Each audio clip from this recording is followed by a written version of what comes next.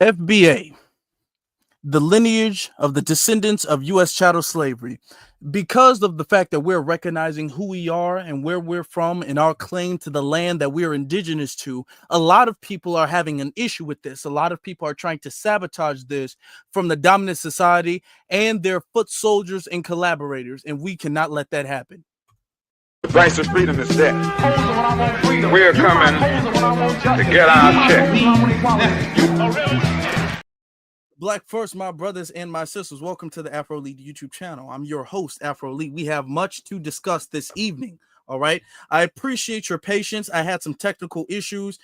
I got my camera fixed, but sometimes it'd be just tripping. I don't know if it's the computer or the camera or whatever the case is, but we're here now. All right. So we have some things to discuss. This will be the last live stream of the month. However, we will be doing a special live stream tomorrow where we have an open panel. Okay, it's going to be an open mic live stream where people just get to, call in and give me your thoughts and opinions. If you agree, if you disagree, you can call in and you can voice your agreement or disagreement. So it's going to be really, really good, especially considering all of the things that we've gone through in the last month or so. All right.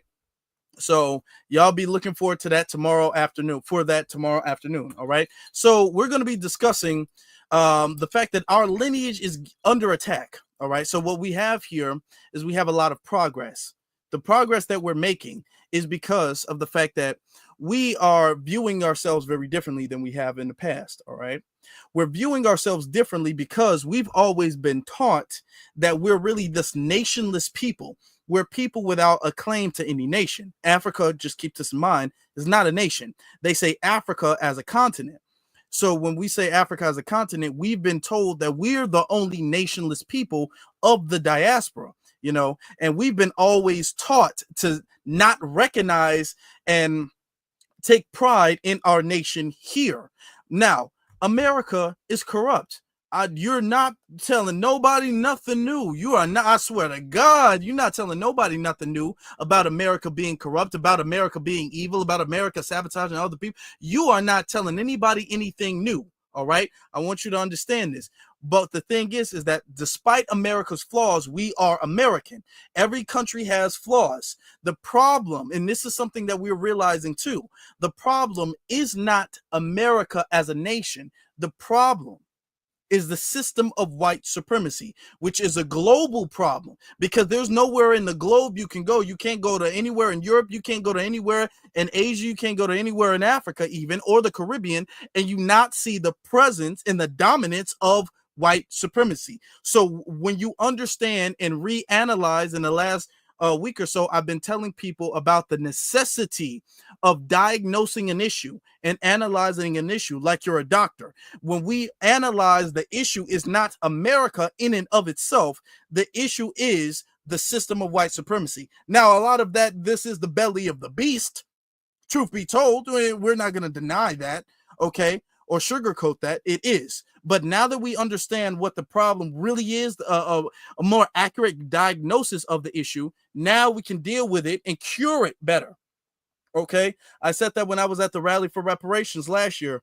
All right, I said that white supremacy is a disease. It's a virus. All right, that will eventually destroy the world if we cannot cure it. And that's what we're doing now. We're curing it by finding a more distinct potion and medication for it. All right. So that's what we're doing. And as we're doing that, you have people, the dominant society, they have sent people here, suspected agents. A lot of them are suspected agents. They've sent people here to undermine our progress because, truth be told, a lot of people don't want to be free. That's the truth. A lot of people. Most of these people are tethers.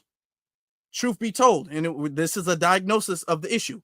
These people, not all, but these people, not all immigrants are tethers, but these people don't want to be free. So these people do not have the will it takes to fight against white supremacy. And we're starting to realize that now. All right. So they will come in and undermine us because they would rather silently suffer, or they think that suffering in silence is better than making them mad and having to face them head on.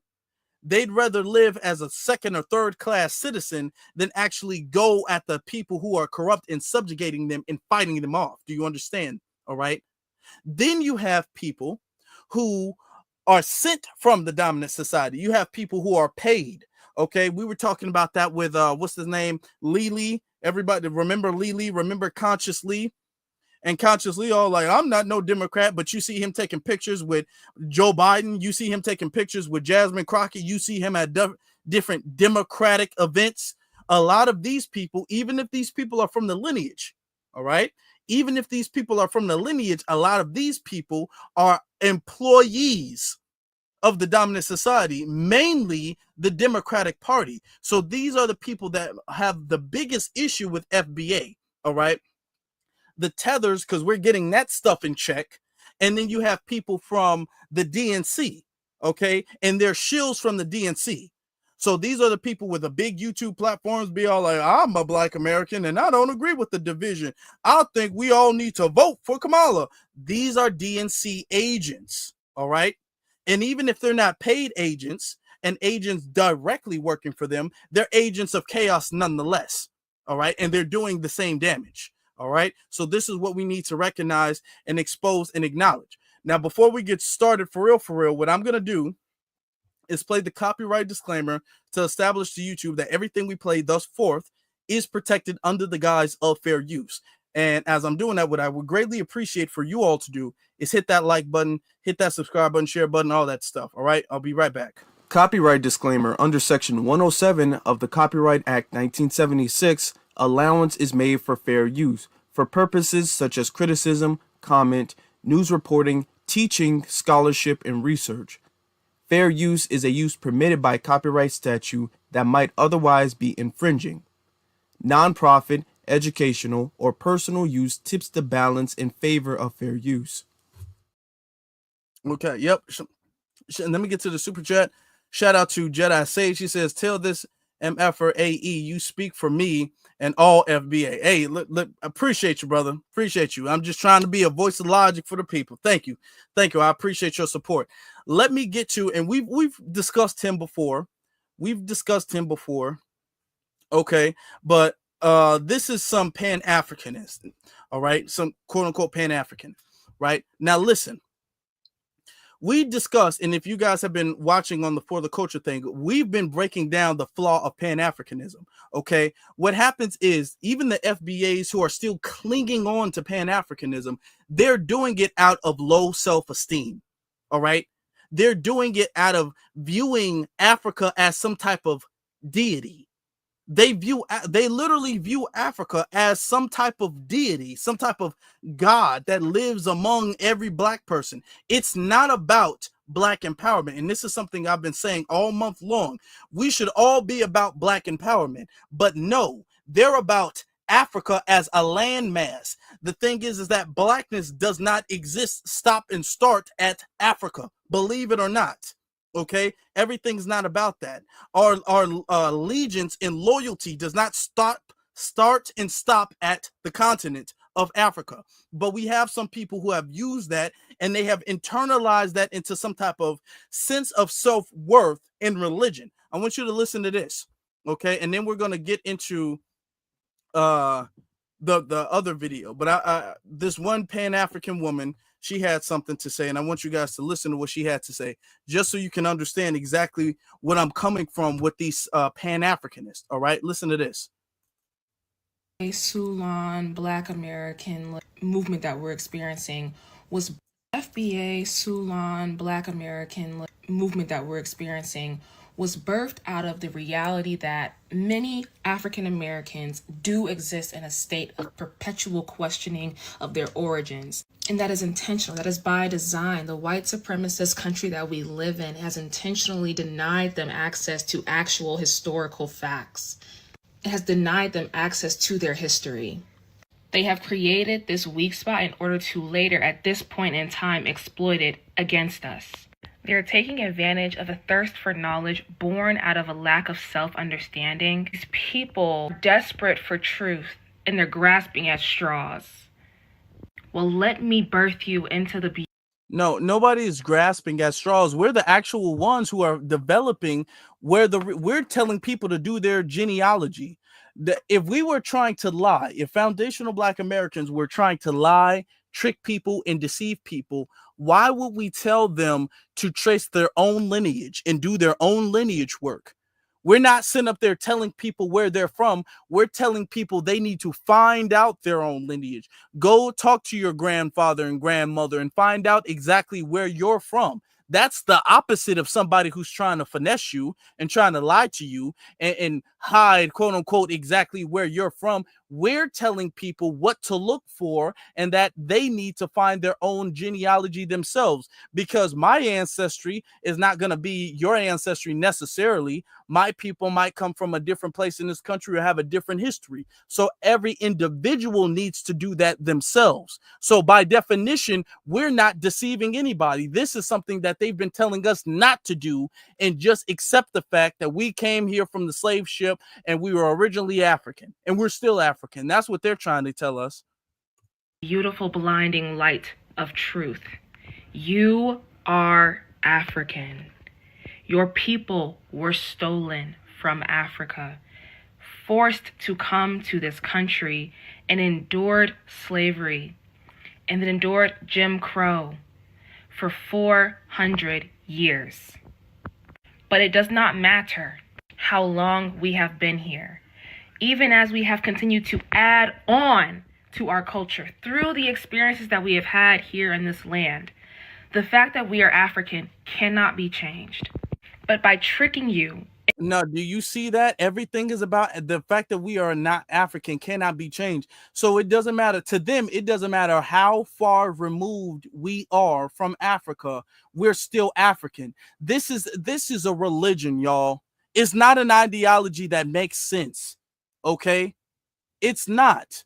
Because when you ask pan-Africanists about, quote unquote, unifying with Africa, it's not even about unifying with Africa like they claim. Okay, this is all about us trying to find some, quote unquote, lost identity and truer self. Okay, that's what they really think about. And I'm talking about the Black American pan-Africanist, because the actual foreigner pan-Africanist, the tether pan-Africanist, those are a different story, and we're going to talk about them a little bit later. Those are not the same thing. But the Black American pan-Africanists, these people suffer from low self-esteem, so much so that they cannot recognize anything beyond Africa. They think that the world just used to be Africa, and that everything in the world revolves around the continent of Africa, and their life really doesn't matter outside of that. It's sad. It really is. But by tricking you and making you think that you are something that you are not, you are that much easier to conquer and to destroy, which is ultimately always their goal. We are not Africa because we live in Africa. We are Africans because Africa lives in us. Period. Africa is a continent. And see, come on, Africa lives in us. What is the Holy Spirit? Is Africa the holy? Like, what are we doing at this point, y'all? Do you understand what I'm talking about? These people speak of Africa literally like a god, like the land mass is a god. Okay, this isn't about Black people uniting. When they talk about, well, pan-Africanism is about Black people sticking together. No, not really. That's a front for them having some type of self-deprecating kink where they believe that they need to deprecate themselves in some sacrifice to Africa, the higher place. And can you listen to somebody who has such low self-esteem? Can you listen to somebody who doesn't like themselves that much, that every chance they get, they're always trying to give their own glory and stolen valor to another place that doesn't deserve it? How can we follow behind that? And this is what we've been doing while the Pan-African movement hasn't really gotten us anywhere. All right. Because it's less about unity and more about some worship of the place. All right. That's what they're saying it's about. Now, when tethers talk about Pan-Africanism, they talk about it in the context of us turning the other cheek and letting them exploit us and, quote unquote, getting along. That's what they're talking about, us getting along with everybody and that is them exploiting us. That's what they're talking about. That's what they mean when they say that. All right. So getting into that, now you got people who are coming out with quote unquote plans of pan-Africanism and reparations. Y'all listen to this. Okay.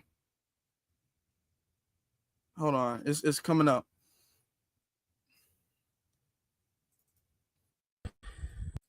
Oh boy, here we go. Here we go. And this dude has dissed me personally. He's dissed FBA. He's dissed everybody. Yeah, here we go. Y'all listen, because he has a plan for us to get reparations. Ourselves. There is only one way to get reparations. And I'm going to explain to you in the simplest form possible how to do it. Now, if we don't do it, we will not get reparations. And it's just that simple. Because you see, all of your groups that you have associated yourself with, like FBA and ADOS, you see, they say they want reparations, but all the actions that they have taken to this point. And this is something Pan-Africanists always do. They keep framing FBA and ADOS. They put it together as a group. FBA is not a group. And they're going to keep framing it that way, even though they know it's a lie. Have been anti-reparations, whether you know it or not. Keep in mind, we are playing chess, not checkers, all right? They have been playing checkers, barely.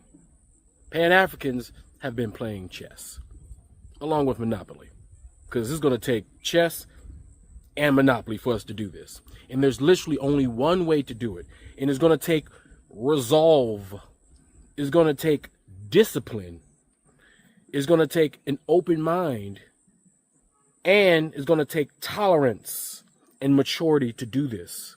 But we can do it because African Americans have displayed the capability of doing these things in the past. But we have to do it on a grander scale. Okay? So, first things first, you cannot be xenophobic because we're going to need allies in order to do this. Period. And the only allies we have access to are Africans and Caribbeans. Why? Because they're our brothers and sisters. Okay? So the xenophobic rhetoric, the hateful rhetoric, the diaspora wars is counterintuitive for African Americans to get our reparations for us specifically. Okay? Okay, he's gonna, let's hear him out, y'all. Let's hear him out. And if you're truly about getting reparations, listen to my plan. And you take my plan and what I'm talking about, compare it to Yvette Carnell's plan, compare it to Tariq Nasheed's plan, and you see which one of us has the better plan and who has articulated it and I'm gonna fast forward because he had a long-winded on and the Africans, period. Okay? Now, first thing first, voting. Every black person needs to vote.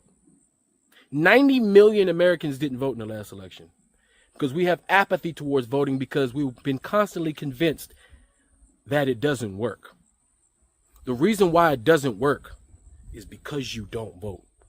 The trick is to stop the masses from voting because the masses actually agree on most things, but the masses refuse to get up because they're disenfranchised by the voting process. Corporations spend billions of dollars. The money that they spend is on advertisement to convince you that voting doesn't work, while convincing their constituents, the racist white people who are jealous of everything that we do, to get up and go vote.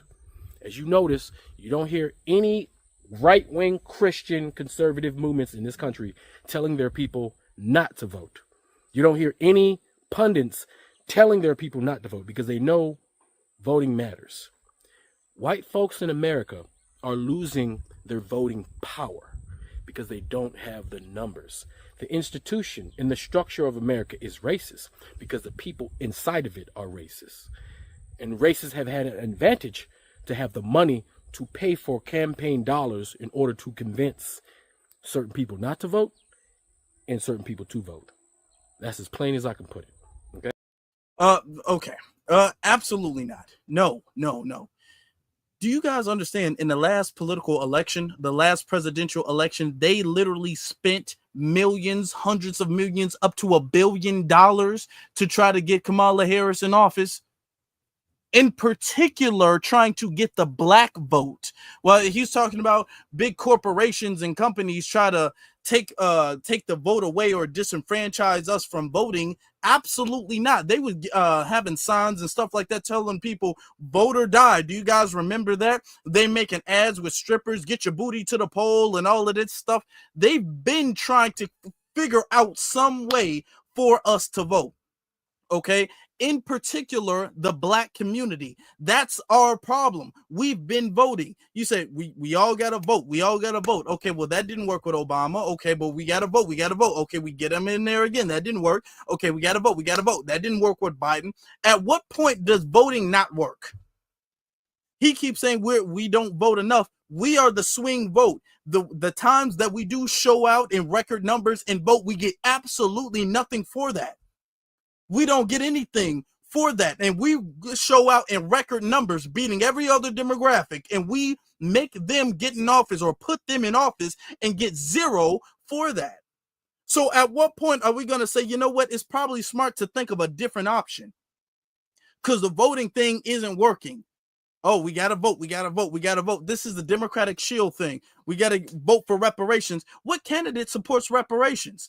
Because the last I heard, Kamala said no. Biden said no. Obama said no. Okay. All of these people that you're saying we should vote for, because you won't say vote for a Republican, and I understand that, but you're saying we should vote, which is low key voting for the Democrats, and all of the Democrats are saying no.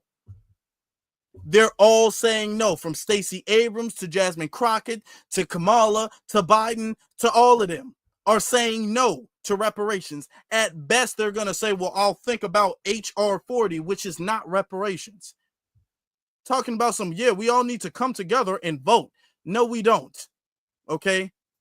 Not sitting on the couch was probably the smartest thing we've done in the last few generations, honestly. African Americans have a significant voting bloc in this country. We are very powerful. We're a very powerful voting bloc in this country. That's why really Republicans do things called gerrymandering in order to take away our power in each state. Because as we move about this country and move into the areas that were historically white, we are now representing these districts and changing the politics of these places. As we do that, we grab more and more power as we multiply and spread across America. That is why they gerrymander states. That is why they have to do all these things to stop us from voting. That is why they're about voter suppression, because they're trying to suppress the ever-growing power of the African American. Okay? Now, the reason why we have to stop being xenophobic and hateful is because we need to encourage immigration. Okay. All right. We need to, y'all listen to how encouraging immigration is going to help us, politically speaking. Let's listen to that. Why? African Americans have historically fought for immigrants. African Americans don't have a problem with immigrants. Immigrants don't come to America and steal our jobs, as we don't do those jobs anymore. Okay, now we're gonna stop this. What jobs do we quote unquote not do? And they keep trying to resort that back to farming, when we actually have thousands of black farmers. We have people, black Americans, foundational black Americans, that own farms and do farm work. What work are they doing that we're unwilling to do? Okay. Not construction work, not farm work, not housekeeping work or hospitality work, nothing. They're coming over here and they're working below a legal wage, and a lot of them, they're easier to exploit legally and monetarily speaking, which is why these companies want to hire them, okay? Because it's more suitable and advantageous for them in their business to hire someone as an immigrant illegally than it is to hire you. Okay? They're not coming over here stealing our jobs. They are coming over here, and it's causing a problem in many ways. It causes a problem. Okay. Not only that is the fact that them coming over, they come over, they get preferential treatment when it comes to the jobs. A lot of them, you'll have a lot of white supremacists who will admit they prefer Nigerians. Hold on. Just come on now. Because if we're going to go there, because they make it seem like, yo, we don't do nothing. We don't do nothing. Remember, they're starting to come out and saying it now. Let me pull this up. Where is... Remember this? I played this the other day. It actually also affects African Americans in a very interesting way, which is actually both the universities and the corporate employers are literally, this is true, they literally import Africans so that they don't have to hire African Americans. What? Hold on, let me take that back. So that they don't have to hire African Americans. They literally import Africans so that they don't have to hire African Americans. They literally import Africans so that they don't have to hire African Americans. Do you see now for the people be all like, what? They don't taking no jobs. They're not doing it. Yes, they are. Especially immigration that is unchecked, unregulated immigration always harms the native population. And we're the only people who get shamed and gaslighted when we say that, okay? Okay, you got a whole bunch of other in Mexico. They're out there protesting because they don't want Mexicans over there. You got people in Africa today in the year 2025 who are protesting because they don't want other Africans from different nations coming into their country. Okay, belongs to South African. I hate foreigner. This is because what's going on right now is you got a whole bunch of Africans flooding South Africa right now. So you got a bunch of South African people, natives, protesting so they don't have to deal with immigration because that undermines them as natives. They're coming over there and they're not benefiting the native population. So you got the natives in South Africa who are protesting against them immigrating there. Africa belongs to South African. I hate foreigner. I hate Krikamba. I hate Kwara. I hate Zai. I don't like foreigner. Foreigner must go to their country. I hate foreigners. I am xenophobic. I hate, again, I hate times and times. I don't know how many times. I hate foreigners. I am xenophobic. I don't like foreigner because foreigners, I don't have a child because of foreigner. Ramaphosa, take these foreigners to their country right now. Okay, so this is what I'm saying. Okay, and I'm not out here trying to, I don't hate nobody. This is not emotion for me. I'm a man with a job. I'm doing my job. I literally take this as a job. I'm doing my job here. And we're all of us here. We got over 1,000 people up in here already. We're doing a job. This is a job that we are doing. All right. This ain't nothing about no emotion. But when we look at the geopolitics of everything, when you look at the way Mexico's acting, when you look at the way Nigeria or South Africa is acting, when you look at all of these things and you can see, hey, actually, nobody wants a whole influx of immigrants. Nobody likes a flood of immigrants because it's not like one person comes in because this country has had immigration for a very long time. Only recently has this been just a huge flood where people are by the millions flooding the border and start coming over here from across the world. Okay. In the last few generations or so. This has not been a thing throughout the entire American history. It's only been a thing for the last few generations where people are coming, dropping off anchor babies, coming by the millions. All right. So at that point, it's a big problem. That is a big problem. And they're coming over and it is disenfranchising the native population here, which is why all of the cities that are pro-immigration are in a crisis right now. Look at New York, look at Chicago, look at LA. It's no coincidence. Now he's going to sit up there and be all like, they don't be taking nothing. They don't even want to do those jobs. Okay, that's a DNC talking point. Anytime you hear that, it's a DNC talking point. I don't think that we're going out there picking any fruit. I don't think many of us want to go clean and sweep floors. I don't think we're doing those type of jobs. There's plenty of space in America. America's humongous. It's sparsely populated, especially in those historical white areas of the country. Because remember, the European population is going extinct slowly, actually very fast, right? We need more people in the country to produce the revenue the states need to operate. That's how America makes its money, through people working, through people paying taxes. If there's no people, there's no tax money being created. States have no money. There is no money for us. Do you understand? If that's the case, there are a lot of black people here. There are a lot of people here who are jobless, unemployed, homeless even. There's problems we can fix here. While they're always saying that America is at some type of labor shortage, that is a lie. From the DNC tells this lie so they can justify having immigrants come over and displace the native population. This is a lie.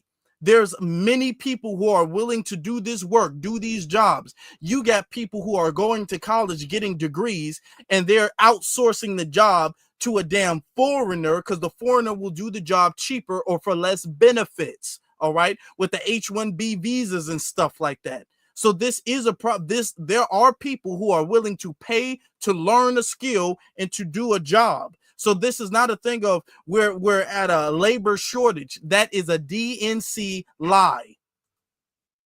Now, we've been tricked in thinking that we care about immigration. The only people who care about immigration are white people because the immigrants are brown and not white, because there's not enough white people globally to move to America to keep it a white ethno state while building the population of America. That is the Europeans' existential problem. But for us, we have conservatively 1.4 billion Africans that we can collaborate with if we have good relations with. Doesn't mean you have to move to Africa. Doesn't mean you even got to take a vacation to Africa. It just means you need to encourage immigration, especially from Africa. Because first of all, I don't think African Americans would enjoy being an inbred African population. Now he's gonna get very weird. Listen to this. Now he's gonna get very weird. Understand? Now we've been tricked in thinking that we care about immigration. Hold on, the only people who care about immigration are white people because the immigrants are brown and not white, because there's not enough white people globally to move to America to keep it a white ethno state while building the population of America. That is the Europeans' existential problem. But for us, we have conservatively 1.4 billion Africans that we can collaborate with if we have good relations with. Doesn't mean you have to move to Africa. Doesn't mean you even got to take a vacation to Africa. It just means you need to encourage immigration, especially from Africa. Because first of all, I don't think African Americans would enjoy being an inbred African population, as Europeans are inbred European population in every one of their colonies outside of Europe. Why? Because the Europeans have spread themselves out so thin, and because of their weak genetic capabilities, they're not having their gene pool replaced. So over generations, everybody becomes cousins. That's why the European Americans are the most inbred Europeans and the second most inbred group of human beings on the planet outside of Pakistan. They're the most inbred.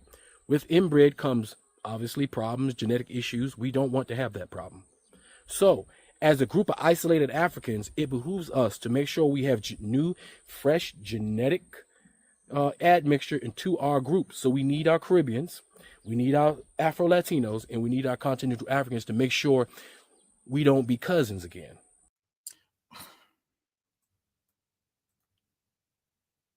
No. We are the farthest thing from an inbred population. The reason why Europeans are that's because of their culture. That's because they look at their cousins and siblings and mom and dad a certain type of way. Okay, we don't do that.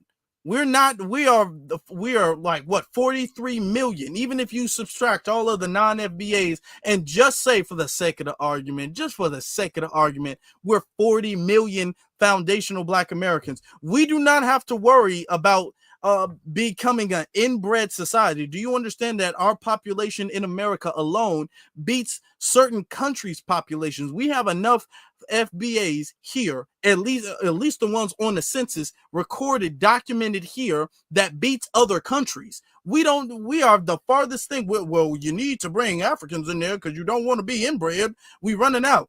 No. Okay, he's trying to develop some type of reason as to why encouraging immigration will be beneficial to us, and that is weird. That is the weirdest explanation I've ever heard of. That we're gonna be inbred if we don't have Caribbeans and Africa. That's the weird. I've never heard of no argument weirder than that.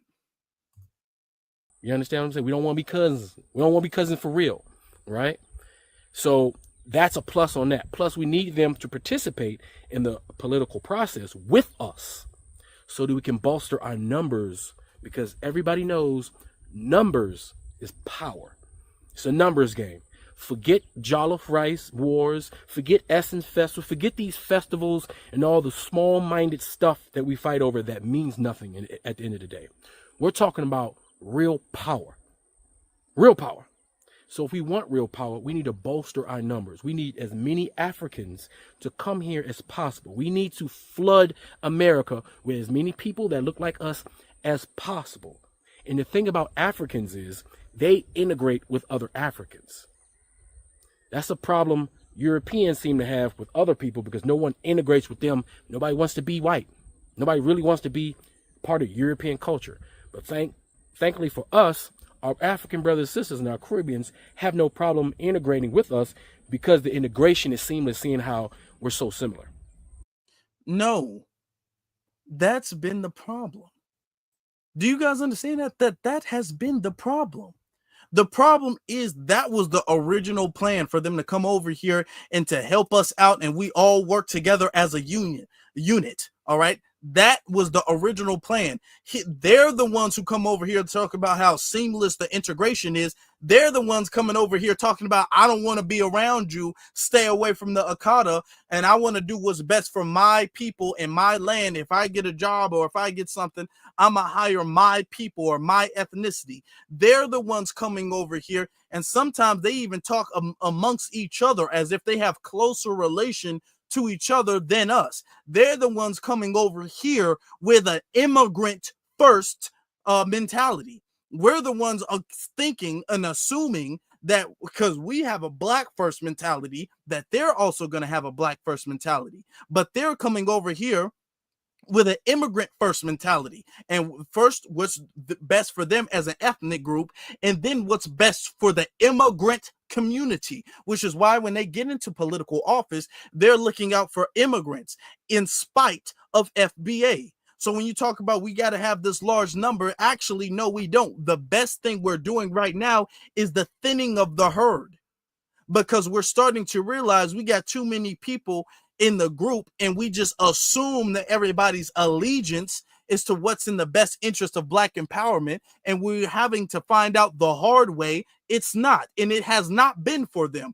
They're coming over here saying, I'm here for work, I'm here for a job, I ain't here to make no noise, I ain't here to rock no boat, I ain't here to make no trouble, I ain't here for none of that stuff. So this is why you talking about we need an influx of a whole bunch of people, just because someone looks like you does not mean they're on the same page. That is the truth. So having a whole bunch of people come over, and they don't have no unity back home, mind you, they don't have no unity back home, but they come over here and they have unity. No, they don't. And that's been our problem.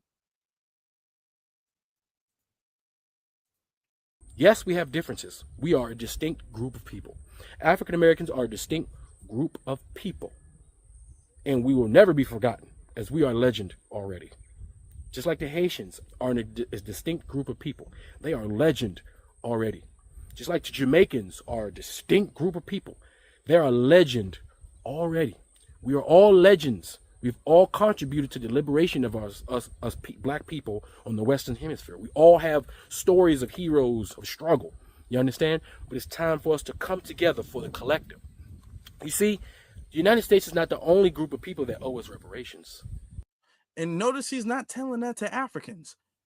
These pan-Africanists, because they have a thing of Africa is their baby and they got to coddle Africa, they're not going to go and talk to Nigerians, Jamaicans, Haitians, South Africans, nobody. They're not going to go over there and tell them to respect us, but they're going to come in our face and tell us we need to show more respect to them as they come over here and disrespect us. And we need to ignore the disrespect we receive and then in return show more respect to them.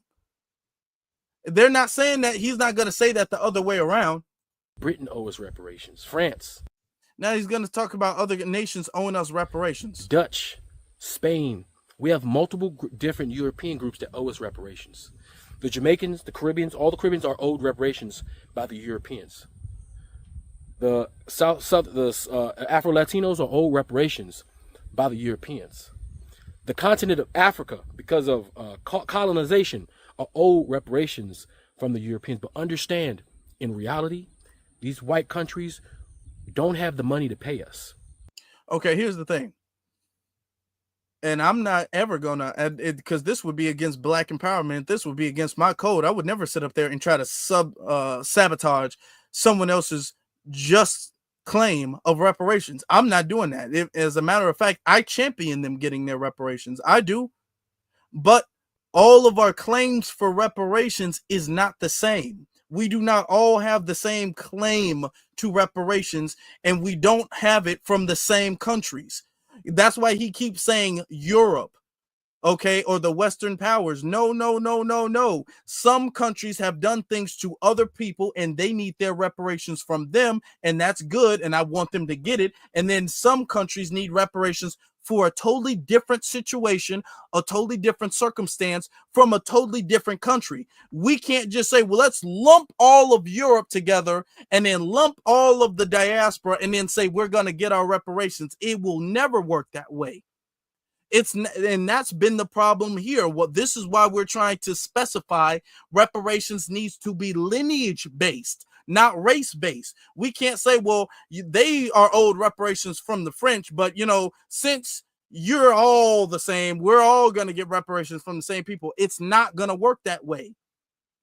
They need to go to the countries that aggrieve them for their reparations and make their case for their country and their lineage for their reparations the same way we're doing over here. You can't just lump everybody together and say it's us versus them. Let's go get reparations.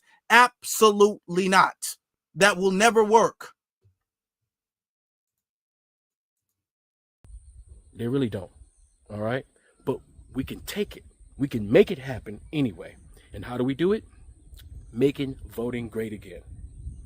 We all in America, if you are a Black American, if you are a African American, if you are FBA, if you are freedmen, if you are Black Native American, if you are a dose, despite the leaders, we ain't talking about the leaders.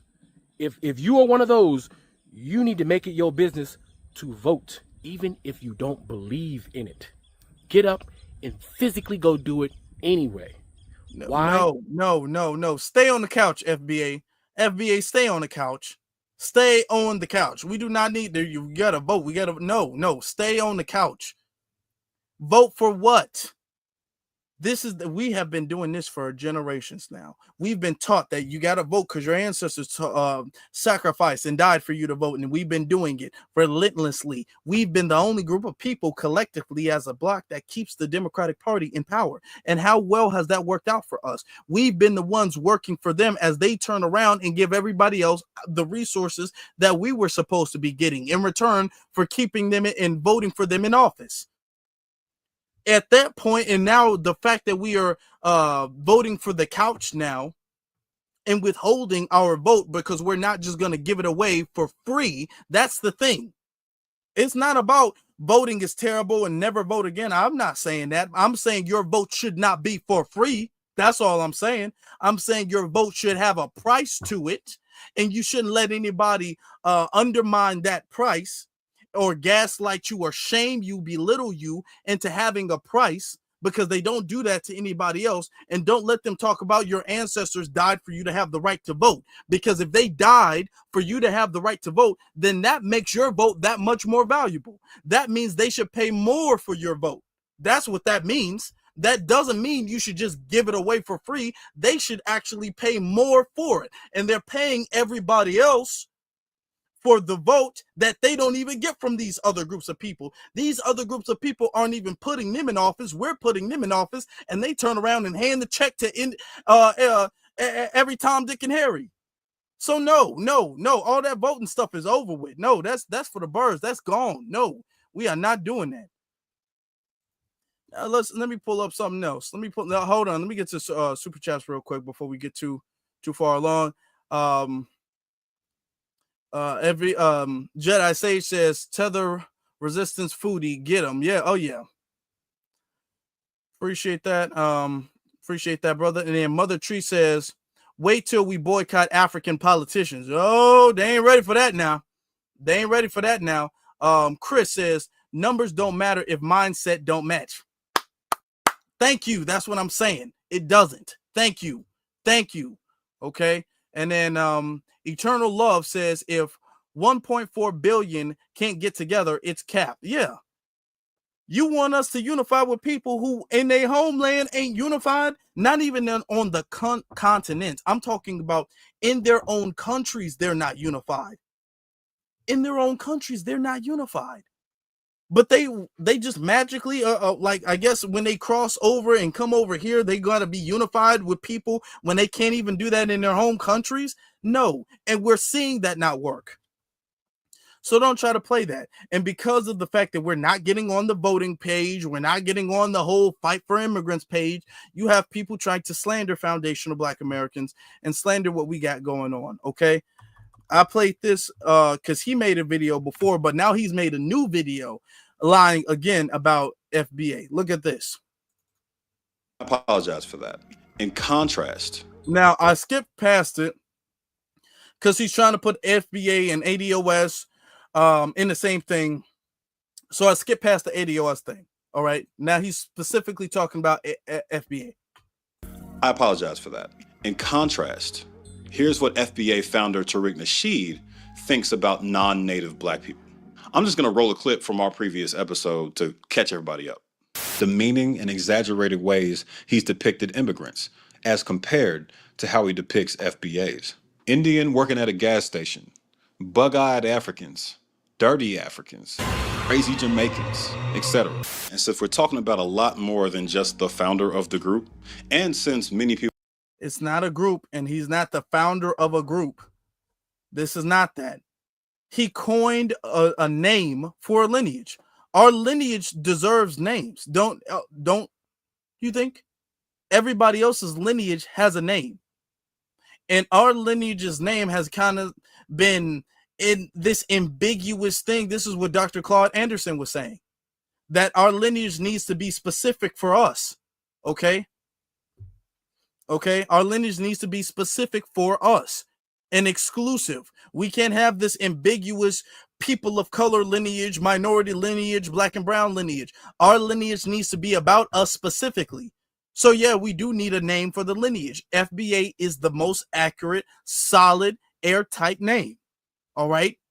So the idea of naming a lineage predates the FBA term. People who comment on the last video were telling me that Tariq is not us. He doesn't represent us. We're not like him. Here's what FBAs think about immigrants and birthright citizenship. This is also a freeze frame from our previous video, and we're going to take the time to read through it. Okay, the first tweet says, Tethers said we had no power. They thought the Black American vote didn't matter.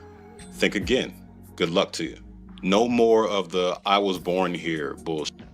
This one in the bottom right says it'll go in front of the SCOTUS, the Supreme Court, and they'll end birthright citizenship. Good luck. Then the rest of these just say bye-bye Tethers. I don't know if y'all hear yourselves, but any Black person that's leaning on this extremely conservative Supreme Court to flip any policy comes off sounding like Black MAGA. Is that just me? Am I crazy? And this is another talking point, and this is what's giving me the impression that you might be, and other things, among other things, he might be a Democratic agent, a shield, okay? Because you have people, there's a few reasons why people flip like this. Okay. Note one of the biggest talking points is that everything we do, because it's not in line with the DNC, is quote unquote MAGA. We said, you sound like MAGA. How dare you sound like MAGA? No, because the DNC has been exploiting us, like just draining us. We've been drained by the DNC. The DNC is sucking our life force. All right. So we unplugged from the DNC like they unplug in the Matrix movies.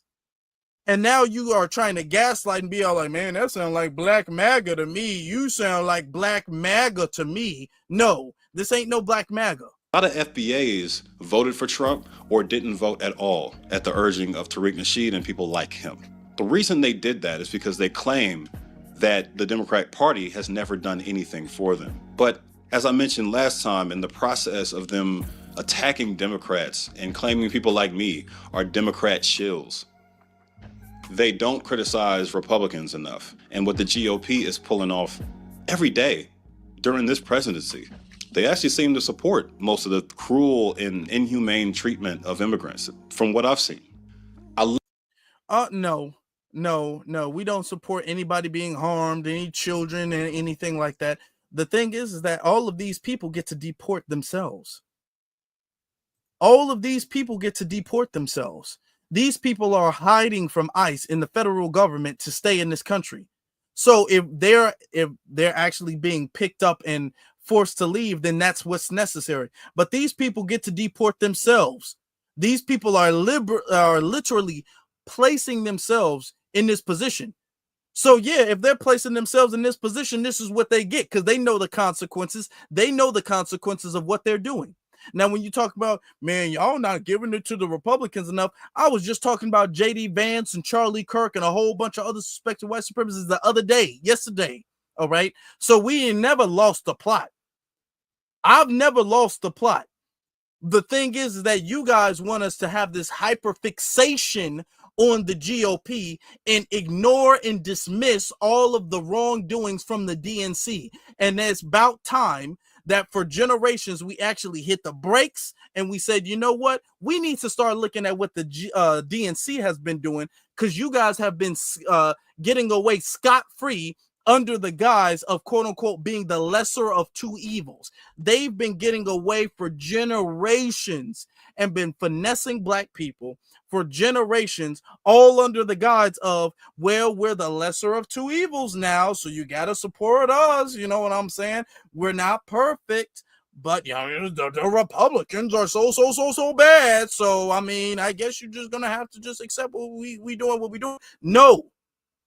So at this has been, and we really started this like a few years ago, really after the really around 2016, to be very honest with you. But we started this then, where we actually hit the brakes and was like, actually, hold on. No. We got to check what the DNC been doing, because we keep helping y'all out and we keep letting y'all get some pass under being the lesser of two evils. And then when we actually compare apples to apples, y'all really don't seem like the lesser of two evils when we compare apples to apples there. All right. We're not talking about somebody being mean or rude. We're talking about policies. And we compare policies to policies. The DNC is not the lesser of two evils. So yeah, it's about time, because we're making up for all of the lost time that we've been allowing the DNC to skate by. It's not because we're fans of Trump or the Republicans. We're actually we're correcting the damage for allowing them to slide for so long, because they still have too many people brainwashed into the believing that they're the lesser of two evils. So that's why we're doing what we're doing. Left something out of my last video about FBA group leader Tariq Nasheed. He says it's not a group. He says he's not the leader, but he's lying. He frequently claims he isn't a Trump supporter, yet he's openly praised Trump more than once. And as a lifetime member, I'm saying that the NABJ sat up there and let Donald Trump cook them. Donald Trump went up there and cooked them. They can sit here and try to spin this thing all they want to do, and they're trying to use these weak talking points. oh, Donald Trump was rude to black women. Oh, he was so disrespectful to the black women's. That ain't gonna work. The dude came in and they were kind of hostile to him, and he called it out. And he said, hey, it was kind of rude. They were very hostile to him. You're supposed to, as journalists, you're supposed to be at least pretend to be neutral. You know what I'm saying? You're supposed to at least pretend to be neutral, just like Fox News. Yeah, they're biased, but at least they pretend to be neutral to a certain degree. In what world is Fox News anything close to neutral? Take the cape off, bro. It's not a good look. I've seen. Now, here's the thing with that. Tariq is right. Tariq is correct. I saw that interview, and remember, we did a live stream on that interview. Number one, he's not a leader. We're not in a group. FBA is not a group, no matter how many times they say it. And Tariq is not the leader of FBA, no matter how many times they say it. But do you guys remember Kamala Harris actually did an interview with Fox News? And when I forgot the name of the interviewer who did the interview on behalf of Fox News, he was actually more respectful to Kamala than the NABJ were to Trump. Actually, he was a little even though of course, he's on Fox, so he's not trying to make Kamala look good. But actually, when Fox did their interview with Kamala, they did a better job of showing impartiality. They did a better job. And I'm not saying they did perfect, and I'm not no Fox supporter by any means. But actually, their job was more professional. All right. The problem, the thing is that actually he's gonna play it. So we're just gonna go ahead. We're just gonna go ahead because he's actually gonna play bits of the interview. The entire interview Trump did with the NABJ, the National Association of Black Journalists, and this coincides with my point about Tariq hating women. Here's what he called rude. I want to start by Tariq hating women. This coincides with his point about Tariq hating women. addressing the elephant in the room, sir. A lot of people did not think it was appropriate for you to be here today. You have pushed false claims about some of your rivals, from Nikki Haley to former President Barack Obama, saying that they were not born in the United States, which is not true. You have told 4 congresswomen of color who were American citizens to go back to where they came from.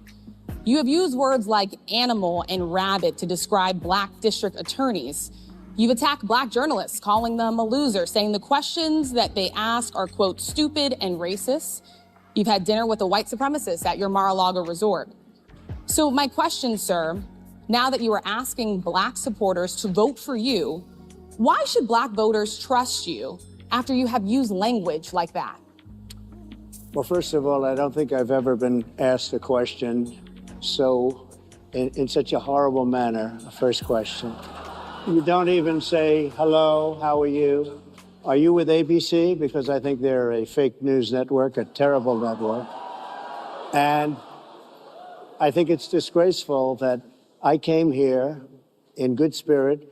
I love the black population of this country. I've done so much for the black population of this country, including employment, including opportunity zones with Senator Tim Scott of South Carolina. Donald Trump went up there and cooked them.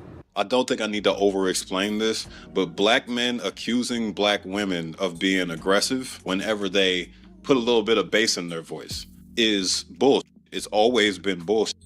He's reinforcing white supremacist talking points that paint black women as aggressive caricatures of people. I can't co-sign that shit, and y'all shouldn't either. He's caping for Trump and he's caping for white supremacists. It makes... Okay. Let that play. The truth of the matter is, as somebody who has done multiple interviews, even with politicians, all right, when you understand journalism, even if you have a certain belief, if you're doing an interview, okay, you're supposed to at least put that to the side and stomach that for the sake of journalistic integrity, okay, and be as impartial as possible. They came up there, the first thing they said after inviting Donald Trump, and I'm not a Trump supporter, but I want to put myself in a situation. If I put myself in a situation and somebody invites me to do an interview, I go there, they're 30 minutes late because of some technical issue. I sit there patiently for 30 minutes, and then I come out to the stage and they give me some laundry list of all of the bad things that they claim I've done, all right? And then say, why should anybody trust you? Why should anybody get on you? And like you're sitting up there interrogating me after you invited me over here to do an interview. Mind you, the Black Journalists Association never said anything about reparations one single time. They never brought reparations up. But you're not going to sit up here and invite me to a place. I'm talking about me. This isn't even about Donald Trump. You're not going to sit there and invite me to a place and then sit me down. And the first question you feel like you can ask me is a gotcha moment. Oh, you did this and this and this and this and this, running off a rap sheet of things that you claim I did. Why should anybody trust you? Hold on. Whoa. You coming at me with the wrong energy, ma'am. Because you wouldn't do that to Biden. That's the thing. This ain't no tough interview. You got to be tough. No, it's not. Because if Biden was sitting there, you would have been like, Mr. Biden, oh my God, thank you so very much for joining us and gracing us with your presence. You've done so much to help the world. I'm just so happy to be speaking. That's how they would have did Biden. That's how they would have did Obama. That's how they would have did Harris. That's how they would have did somebody from the DNC. Okay? But because they lacked journalistic integrity, they decided to have a gotcha moment because they really weren't trying to be journalists. They were trying to aid the Harris campaign. That's the truth of the matter. What they were trying to do is make Donald Trump look bad, which was going to help the Harris campaign. Because they didn't really ask about policies. They didn't ask about reparations or the Black community for that matter. The whole interview was them trying to make him look bad to help Kamala ass out. That was the whole interview. And the reason they deliberately put 3 Black women as the journalistic thing, the Black journalist thing, has Black men there, but they put Black women, 3 Black women, not a single Black man. They put the 3 Black women there because they know that it's whatever they say. If we say, damn, y'all was kind of bogus. Oh my God, why you beating up on Black women? Tariq didn't say anything was wrong with them because they're Black women. Neither did Trump. Tariq said their behavior was unprofessional. Oh, it's you only saying that because she a Black woman. They're using Black women as a face to push an agenda, and then if you criticize the agenda, they'll say this is some bigger criticism of Black women. Oh, you must hate Black women because you're criticizing what she's doing. No, because she's doing a job. She has an assignment to try to help Kamala. And if I call that out, that's not me calling out Black women. That's me calling out her. And they've been trying to do, the DNC is good for that. The DNC does that all of the time, where they'll have these janky, quote unquote, journalists and interviewers doing stuff. And if we call them out, well, man, that sounds kind of misogynist to me. You sound like a sexist. Why you hate Black women so much? That's what they do. All right. Even though nobody brought up the fact that they were bad because they were women, nobody brought up the fact that they were women at all, actually. All right. We brought up the lack of journalistic integrity. That's what we brought up. Because it was unprofessional, and he literally can't make the argument that they were professional at all. Perfect sense that somebody like Tariq Nasheed would praise a man for talking over a bunch of women and spouting a bunch of false nonsense. That's his entire MO. Tariq purposely left out several things when he was flying his Trump flag, though. He said several weird and insulting things to this Black audience after calling out the rudeness. I have been the best president for the Black population since Abraham Lincoln. That's my answer. Better than President Johnson, who signed the Voting Rights Act. The Democrat Party is really the one that has the problem. I think they're radical on abortion because they're allowing abortion in the 9th month. They're allowing the death. They're allowing the death of a baby after the baby is born, based on the governor of Virginia. Based on our millions Actually, that is true, and we actually did verify that on this channel. and millions of people that happen to be taking black jobs. You had the best. What exactly is a black job, sir? A black job is anybody that has a job. Invading, it's an. Okay, and that's a DNC. All of this stuff is the DNC. Okay, because the DNC understands where we're coming. What is a black job? Playing dumb. Y'all know what we talking about. Y'all know what we talking about when we say immigrants are coming over here. What he's essentially saying, even though Donald Trump isn't really articulating it the way he probably should, what Donald Trump is saying is that immigrants coming over here and they're displacing the black population. Okay, they're becoming a harm to and a liability to the black population. They're displacing black people. All right. They're coming over here, moving into the cities, buying the properties that we could buy at a cheaper rate with assistance, mind you, and taking the jobs at a cheaper, lower rate with less benefits. All right, which is displacing us. That's exactly what he's saying when he says black jobs. So they're sitting up there. Well, what is now? They can't say what he's saying is untrue. So they keep trying to play this dumb game, like, oh, I don't know what now. Black job? What's a black job? I ain't never heard of no black job. What's a black job for black people? They know what he's talking about.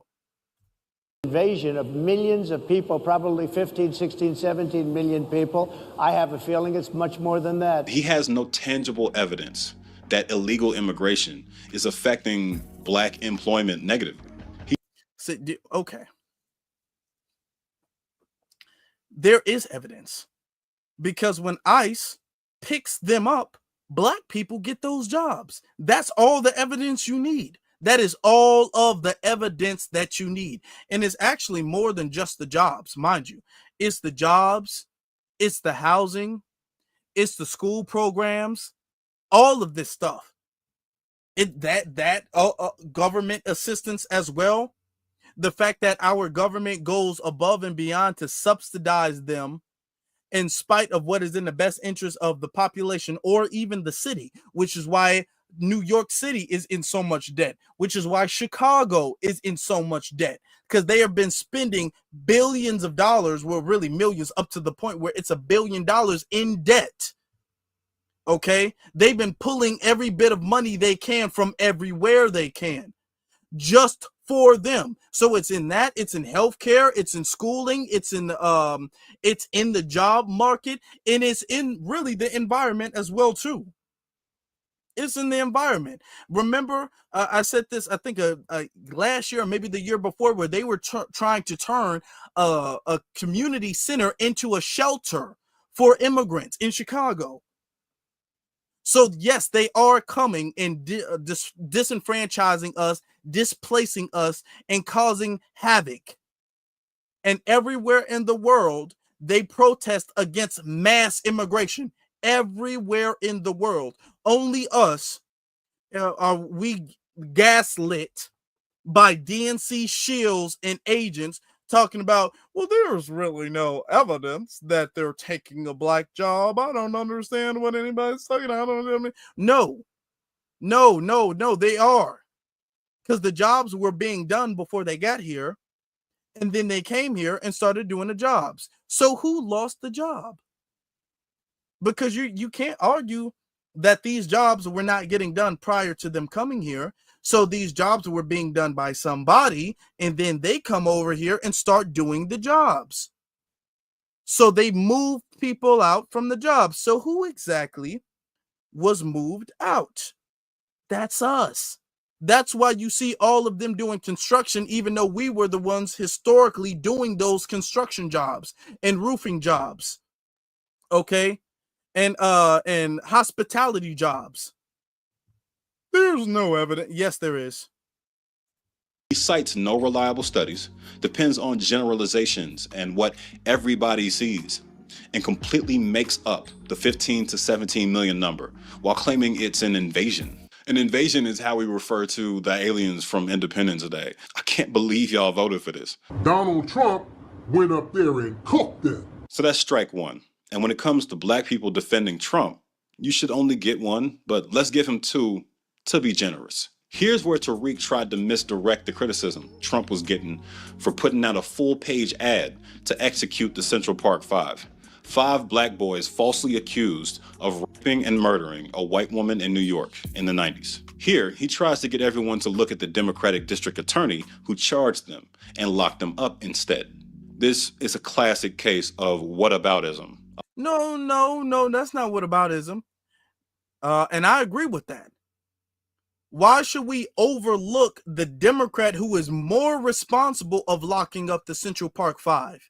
Anytime we talk about the Central Park Five, it seems like we only want to relegate the responsibility of them being falsely imprisoned to Donald Trump, when it was a whole bunch. It was the Democrat DA, the Democrat mayor, all of them were involved. The media, all of them were involved in that, all right?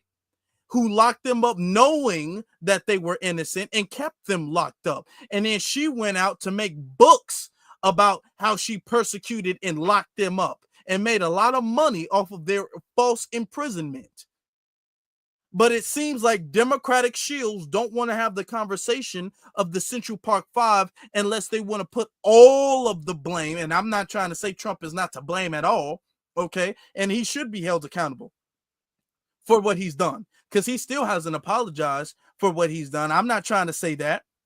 But you're going to have to get the DA, the mayor, the judge, all of these people were complicit with locking these innocent kids up. But every single time the DNC brings it up, they try to make it seem like Donald Trump found them and locked them up himself. But my thing is, if we're going to talk about the crime, let's talk about everybody who was participating in there. Everybody. Because and this is the problem. This is why we're saying we got to look at the good and the bad. We got to look at the DNC and compare the DNC and the GOP apples to apples. All right. This is why we're saying this. Because we've been allowing them to get away with, quote unquote, being the lesser of two evils. And then when we actually look at the receipts and we actually do an audit of who has been doing the most harm, damn, it's looking like the DNC has been doing, every time we do a check mark of who's been doing the most harm in the last few decades or so, it's been looking like the DNC is at the top of the list. You all are really to blame for the Central Park Five. Now, if the Central Park Five situation, if that happened in a red state with a Republican judge and a Republican prosecutor and a Republican governor or city, they would never let that go. They would bring that up every single chance they could. Mind you, at that time, Donald Trump was a Democrat. If we're going to go there, if we're going to go there, did y'all not know Donald Trump used to be a Democrat? Donald Trump was a Democrat at that time. He used to donate to the Democratic Party and all that stuff at that time. So what are we doing here? What are we saying?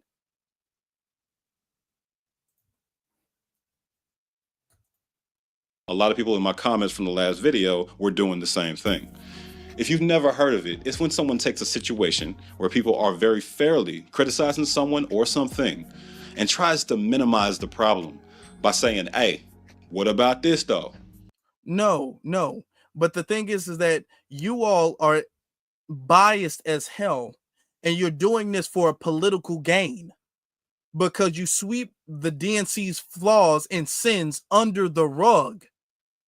And you guys have allowed and manipulated people into acting as if the Democrats are some type of good guys versus the bad guys. All right. Kind of like when his followers were calling me Jamaican after listening to all his scams in my last video, instead of dealing with the facts. Again, he claimed. Now, anytime he talks, now the whole thing is about, he's talking about Tariq, but I want you guys to understand the lineage is bigger than one person. The lineage is bigger than Tariq. It's bigger than me. It's bigger than you. It's bigger than any individual. The lineage is literally the lineage. That is it. It's bigger than one person. He's talking about Tariq as a proxy for talking about the lineage. He's really dissing the whole lineage and everything that we're on and everything that we're about and everything that we're doing. And he's trying to say he's trying to make it seem as if he's dissing Tariq, and he's actually dissing the lineage, because he keeps dissing quote unquote Tariq and then saying he's the leader of a group. So by proxy, he's dissing this group, even though we're not a group. All right. So notice that they keep doing that. Then when they criticize Tariq, notice how they always do that and simultaneously frame FBA as a group he leads, because they want to attack FBA, but they want to have some type of escape or cover rather, and say, well, no, it's really just a criticism for Tariq. No, it's not. No, it's not. What you're really trying to get at is the lineage. Seems not to be a fan of Trump and often criticizes Trump. But at the end of the day, your support for someone really shows when their back is against the wall. And he's shown his true colors at least twice. FBA's claim their movement is bigger than Tariq. And maybe it is. But when this man is the foundation of it and remains the loudest voice in the room, I don't believe you. Okay, so he's the foundation. No, there's no foundation. There's no person who's a foundation of a lineage. Yeah, we give him his credit for coining the term of the lineage, but no person is the foundation of a lineage. what do FBAs think about immigration? From what I've seen and researched, a lot of them supported Trump because of his anti-immigration policy. Others chose not to vote at all, citing the fact that they don't owe their votes to the Democratic Party. Given what we know about the black vote in the last election, namely that voters staying home made the most significant difference, I think it's fair to say that these attitudes expressed on social media had an impact. Not saying it's the only factor in making our current predicament happen. A common complaint among FBAs is that immigrants have never stood with them, and that many immigrants disparage them. I want to end this video addressing that directly. Obviously, many immigrants who've been drowned in pro-white and anti-black propaganda for years before coming here had and have negative perceptions about us. In my last video, I interviewed Foreign Man in a Foreign Land, a Bahamian with American citizenship, who explained why very succinctly. He said that it takes some time for immigrants to understand why Native Black Americans are struggling economically and seem to move so differently from the white people they've been taught to admire by Western media. The expressions of either disdain or condescension that FBAs love to lock in on are likely coming from those still struggling through that ignorance. Look, who cares? First off, and I'm going to wait for him to finish, he's almost done. Who cares why they have that problem? Honestly, let me be so serious right now. Let me get this all the way off the screen. What does it matter why they are coming over here and undermining us? What does it matter why they do it? At the end of the day, our response needs to be our response. Oh, you got to understand it's the media. So what? What if, first off, it's not true? That's not the entirety of the truth. But what if it is? Oh, you got to understand it takes a lot of time for them to grow out of that. Well, they can grow out of that home then. Because we don't get the mercy and grace and leniency that they are telling us that we need to give them. Imagine us going to Nigeria and being all like, man, I thought y'all was eating mosquitoes and eating monkeys and stuff like that. It's taken me a long time to get over the condescension and the hate and all of that stuff. But y'all be patient with me. They would run me out of there with damn spears. All right? I'm talking about from the men, women, and children even. They wouldn't tolerate that at all. But we got to tolerate being disrespected in the land that we built and our opportunity that we've given to them because they watched a bad movie. No, it don't matter why. Honestly, I'm so sick and tired of hearing that stupid excuse that, hold on, the media they watch before coming over, that gives them a pass, is what you're saying. that gives them a pass.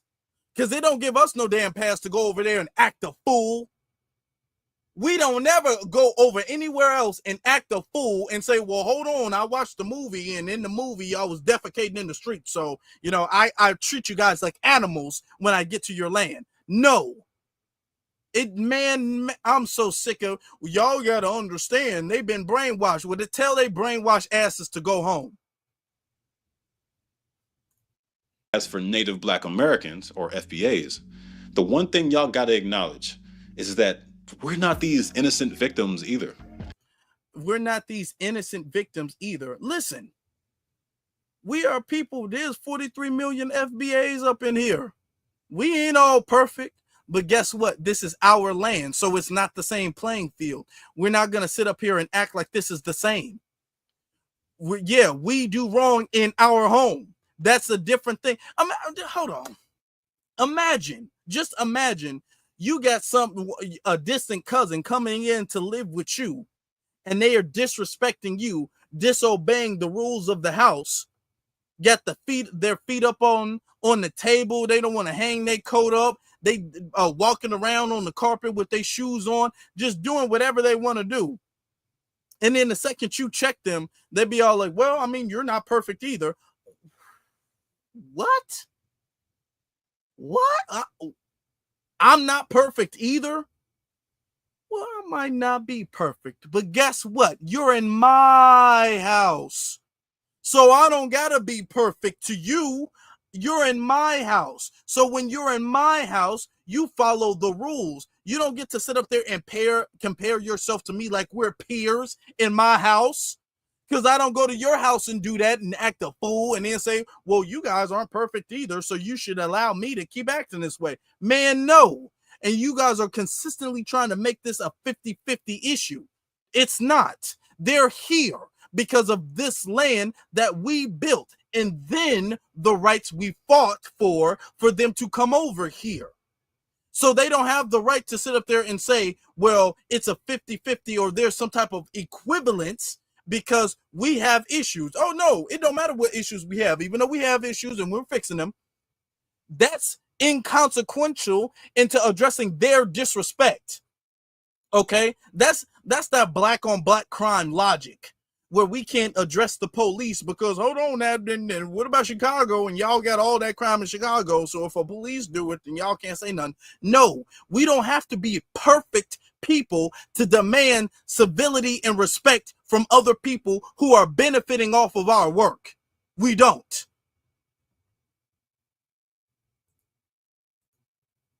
By and large, we're a very religious people, which means we're a very conservative people. Conservative isn't just a name on a political party. It means being resistant to change. We're extremely homophobic as a whole, sexist, pro-life, poorly educated as a whole, even though black women are especially killing it in that department. And yes, we can be very xenophobic.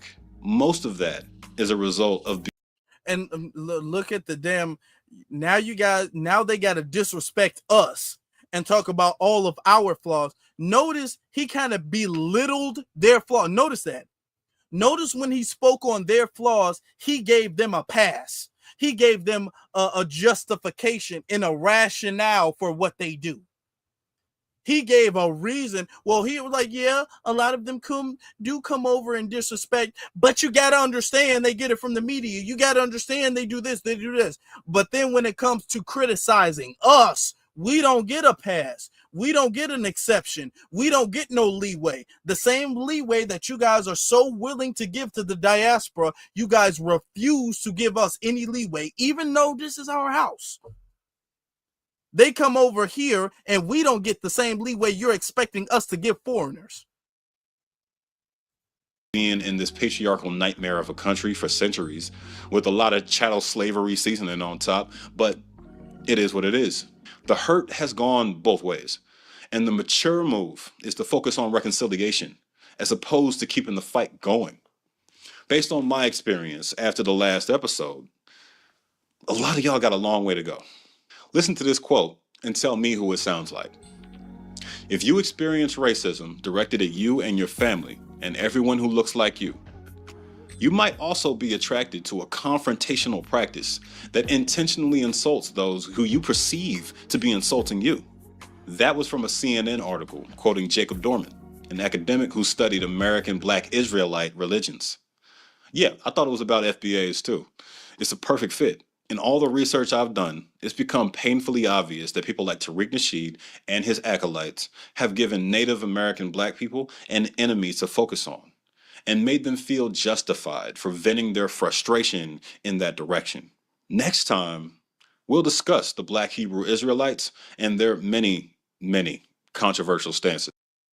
Now, he's talking about venting, and this is something that they keep trying to frame it as. We're venting, quote unquote, venting our frustrations at somebody. No, we are addressing our frustrations with people who have done things to frustrate us. That's a very different thing. It's not like we're getting beat up at work and then we're coming here picking on the little guy. They keep making it seem like we're picking on the little guy or someone who really didn't do anything or deserve to be addressed. We're not giving anybody any smoke that they don't deserve. We've never done that as a community and as a culture, giving people unnecessary, undeserved, unwarranted smoke. We don't. It's about time we're actually addressing their behavior. And every time we do, it's, well, y'all really just mad about something else. All that gaslighting is not getting y'all nowhere. There's a couple other things I want to discuss, but let me get you the super chat real quick. Let me get to Chandler. Chandler says, please, people, let's get those likes up. Let's get those likes up. Let's get those likes up, people. BX says, Afro, when the CBC members, okay, Congressional Black Caucus members, seats are up for reparations, we should vote against them. Otherwise, how do we disband them? We should. We absolutely should vote against them. We need to monitor when their seats are up, monitor their donations, who is donating to them, their events, who is running against them, all of that stuff. We need to make sure that they never see those seats again. When their time is up, their time is up. Jeremy says, Tether isn't all immigrants. It's not. And nobody has ever claimed that tethers are all immigrants, but they keep making it seem as if we're claiming that because they don't want us to address tethers at all. Period. Okay? They don't want us to address them whatsoever at all, period. And that's not going to solve any problems. We're not going to get anywhere with that. All right. Shout out to Chris. Chris says, we unplugged from the DNC like they did with us. Yeah, we unplugged from the DNC and it's been about time we should. Okay. Shout out to Lovely. Lovely says, much respect to Tariq, Vicky Dillard, Professor Black True, Afro Elite, Afro Network. Okay. And all of the rest of the new Black media standing on business. B1 FBA. I think you meant Black Alpha Network, but thank you very much. I appreciate that, sister. Thank you. Mike says, Mike just sends a super chat. Appreciate you, Mike. O'Brien says, these Democratic shield bots have detained and highly active programming. It says details. I can't really say highly active programming. The DNC is their religion. They are. It is. And thank you for that. It is. And they worship that in spite of what's in their own people's best interest. This is why we got to be against that. We have to be against that. They're doing that in spite of what's in their people's best interest. Hurricane says they really think we stupid. They honestly do. And then the Dakota Jenkins says it's interesting how FBA gets scrutiny for putting ourselves first politically, socially, and economically when their racial groups already do this. They do. They make it seem like we're the people who broke up this unity. Okay, then he says FBA have no friends or allies. We're on our own. Then Hurricane says again, he might as well be a white supremacist. At that point, he might as well be. But while they're sitting up there caping for quote unquote immigrants and saying that we're hateful to immigrants and giving them a pass, why I keep saying that they're not going to get the media has taught us differently pass is because it's not just the direct immigrants. A lot of the disrespect, a lot of the loudest disrespect doesn't come from the direct immigrants. A lot of this comes from the first generation immigrants, the immigrants that grew up here, that's been living here for decades. So it's not like I just got to America a couple years ago and I still got some stereotypes that got to wash out. No, these are people who've been here for decades. These are people who grew up here even. Listen to this. Africans and anyone who is foreign, keep y'all head up, okay? That's why I make these videos, to uplift us, okay? While they rejoicing in deportation efforts and all of that, they're facing the highest eviction rates that they've ever faced. The only way that they can have a fair chance is to hope that we get deported, because we came to this country, we did what needed to be done, and we made the best out of the efforts and the benefits that they ignored. They were born here and they weren't ahead of us. We came here and we passed them. And instead of them taking accountability, black and white, they always want to log in and shit on us. Baby, it's so damn hot outside. Oh yeah, we came here and we passed them. These are the people that we need to leave alone. And these are the people that we need to quote unquote unite with to vote for reparations. And you see the amount of hostility. Imagine if I went to her country, her home country, and talked about how, man, we came here and I passed you guys. Y'all slow, y'all dumb, y'all lazy, y'all stupid. Imagine if I did that. Even if it was true, imagine if I did that. They would want my head on the stick. They're facing evictions left and right. This country is throwing its poor blacks and whites. She keeps saying they, like her people, are not also getting evicted. Not only evicted, they're getting evicted and deported. That's something. She and her people have more problems than we have, but she's sitting up there bragging like they in a better position than us. Out on their ass if they can't pay their rent. They're not paid livable, decent wages. So that's other shit that they could be focusing on, fighting for better wages, fighting this eviction crisis. Instead, they focus and laugh on us. I guess it gives them a break from their sucky ass life. At the end of the day, we're fine. You motherfuckers are the ones that need the prayers. You motherfuckers need the help. Latinos. Okay, we the ones who need the prayers and we the ones who need the help, right? These are the people we supposed to be unified with. These are the people we need to be in camaraderie with. These are the people we need to be fighting for and sacrificing, okay? These are the people who are doing better than us. Let me show you guys this. And these people, I want you guys to see, these are not direct immigrants. These are first generation people, or at least people who've been here for years. These people are not brainwashed by the media. A lot of these people grew up here. Hold on. Hi, look at this. My name is Empress Moina, and I am originally. Oh, come on, don't do that. Some of you African Americans should be ashamed of yourself, and I'm here to tell you why. Hi, my name is Empress Moina, and I am originally from Ghana, but I moved over here when I was a kid.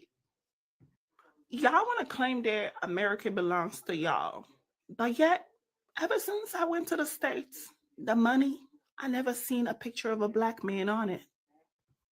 But when you travel to Africa or even Jamaica or any black populated country, all the money have a black man on it. So how is America really a country again? Make it make sense. Y'all want to claim that y'all built America, but the real truth. Please don't go there. Because y'all the ones who be complaining the government's been controlled by the West. Y'all keep complaining that the government is controlled by the West and that your people are corrupt and your government is corrupt. Y'all the ones sitting up there whining about that all the time. I don't care who's on the dollar. Y'all have less of that than we do.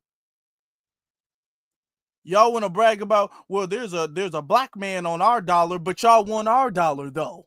Y'all want the white man's dollar. Y'all don't care about y'all dollar, otherwise you'd be at home. So I don't want to hear nothing about your dollar, because clearly you don't care about it. Is actually the white people stole all the African stuff, brought it over to this country, and our ancestors who are Black, like me and you, build America. You guys are jealous. Let me get our no. My ancestors built. Your ancestors stayed home with your black dollar and everything that y'all don't care about. No. We ain't doing that. No. give you one reason why I think you guys are jealous of us. Y'all was saying that a Chinese has a market, Africans have a market, Indians have their own market, but when it comes to the African Americans, y'all do not have a market. Yeah, I think you're jealous. That's one. Wait, Okay. I think your real beef is honestly with white tea people and not us Africans, because on 1942 in Detroit, I remember you guys try to build a Black community, but then the white tea people shut it down. I think your real beef is with white tea people. FBA. No, and here's the thing. Hold on, let me get this off the screen, y'all. Get this. Let me talk to y'all face to face. We've always understood this. We have never lost the plot. We have never been mistaken and been all like, we don't know who our enemy is. Y'all the dumbasses who don't know who your enemy is. We've been the ones trying to tell you guys who the real enemy is. We know who burned down Black Wall Street and who took our towns and flooded our neighborhoods. We understand this. We understand who the real enemy is. We have never lost the plot. The plot. We've never lost that. That's why I'm always talking about the system of white supremacy. Something y'all don't talk about. You guys do not talk about. You guys are actually enabling the system of white supremacy and working as a collaborator. So that's why I think you guys need to focus on them. No. You're working with them. So we got to get your ass. Talk about lost. I think y'all need to focus on the white team, man. You need to focus on your own government. How about that? Which is why you're not over there. You make being Black so embarrassing. And I'll tell you why. A white man listening in to most of the stuff that comes out of your mouth, because at the end of the day, we are all Black people, okay? Whether you like it or not. And the white people know that. So if the white people listen to some of the stuff that comes out of your mouth, no wonder why they think Black people are stupid. Stop embarrassing us and stop making us look like idiots. Y'all want to claim India an indigenous world. Meanwhile, India doesn't even want nothing to do with you. India is not claiming you. Another reason why I think y'all... We're not trying to claim no damn India. And if you're talking about indigenous Americans, it don't matter who want to claim us. We got the receipts.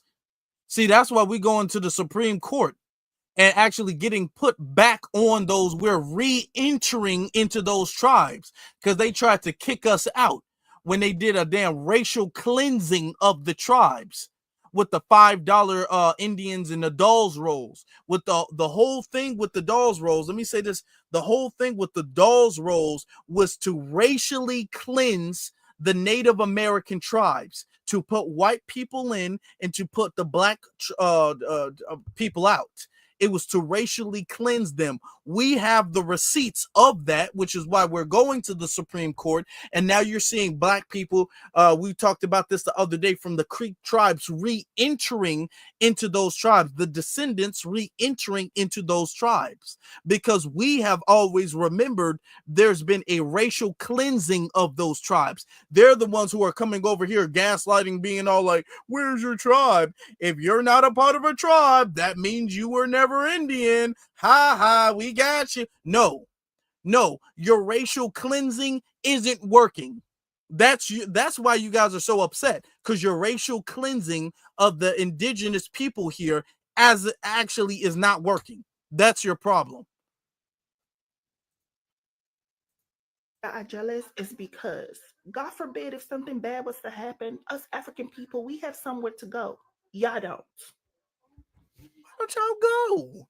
Go. That's the only thing we've been saying. Go. And for people who quote unquote preach about pan-Africanism, why do we not have some place to? Actually, she bring up a good point. Why don't we have someplace else to go? Why don't we have someplace else to go? Because if we're all African, like they say, because they keep swearing up and down, we're African, we're African, we're African, and then they'll brag about, man, y'all ain't got nowhere else to go. Why not? Huh? I thought we was all African and we all from the motherland and we all just African descendants. So why do we not have another place to go? If you guys have a place to go, huh? If that's our original home, why do we not have a place in that? Why do we not have a part in that, right? Huh? Notice how they brag about the fact that we're not from Africa. And then when we acknowledge that, then all of a sudden, y'all just ashamed of being African. Y'all been rubbing in our face that we not African. This is her rubbing in our face that we're not African. We're just not offended by it no more. We're just saying, yep, you know what? Actually, that's true. Wait. No. You guys told us we don't got no other place to go because we're not from there. You see?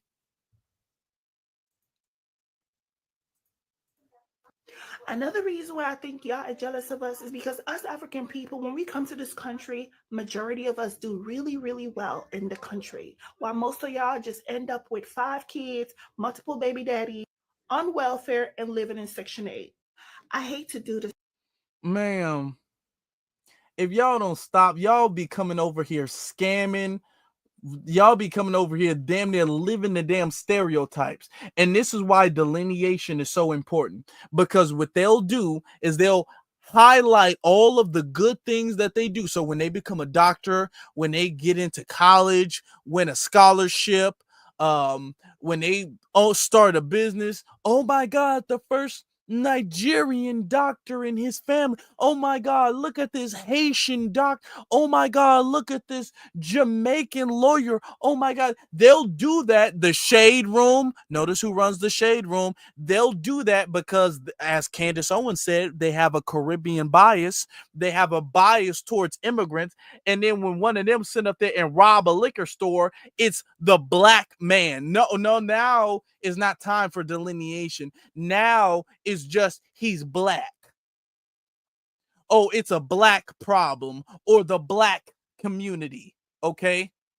Notice how many problems that they're coming up here saying. Let me digress for something, right?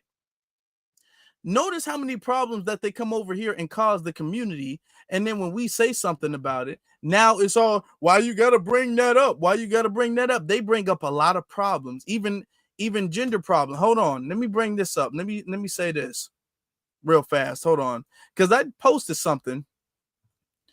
It's not that long ago. Look at this. Okay. Look at this real fast, y'all. Family. Take a good look at this. So this woman says, okay, black men, y'all can see it, right? She's saying black men are in what this is group chats with their friends saying racist crap about black women. So please save this black love nonsense is what she's saying. And then, with a little bit of digging, a little bit of research, I said, hold on, wait a second. Y'all start paying close attention to who pushes the gender divide in the black community. Most of it comes from tethers like her. She's Jamaican, by the way. So what we start to notice is, hey, actually, y'all do and cause a lot of problems, whether that's criminal or social issues. And y'all hide under it's the black man and black. Y'all like to use black when it's something negative.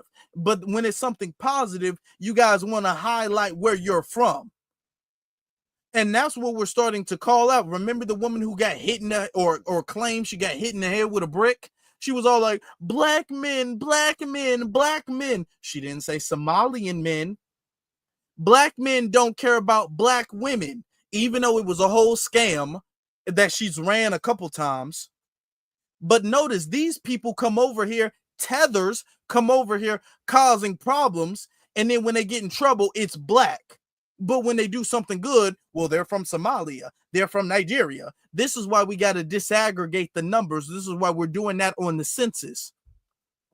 We have to do this on the census because y'all don't get to damn hold your damn W's and then pass your L's off on us. We're tired of holding everybody's L's. And then when we get a W, we got to share that with y'all. No, absolutely not. Where y'all get to damn cherry pick the wins and losses. Y'all handing off your losses and then holding your wins. No, y'all gonna take your losses and your wins. Y'all wanted to hold your wins to yourself. Here, take your losses too.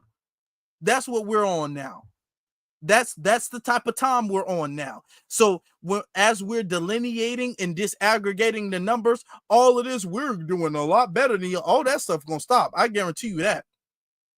Because when somebody rob a damn liquor store, when somebody commit some scam, when somebody do some crime, we're gonna be all like, damn, where is he from? Oh, he's from he's from Somalia. Okay. Oh, where's he? Oh, he's from Sudan. Oh, he's from Nigeria. Oh, he's from Jamaica. Oh, okay.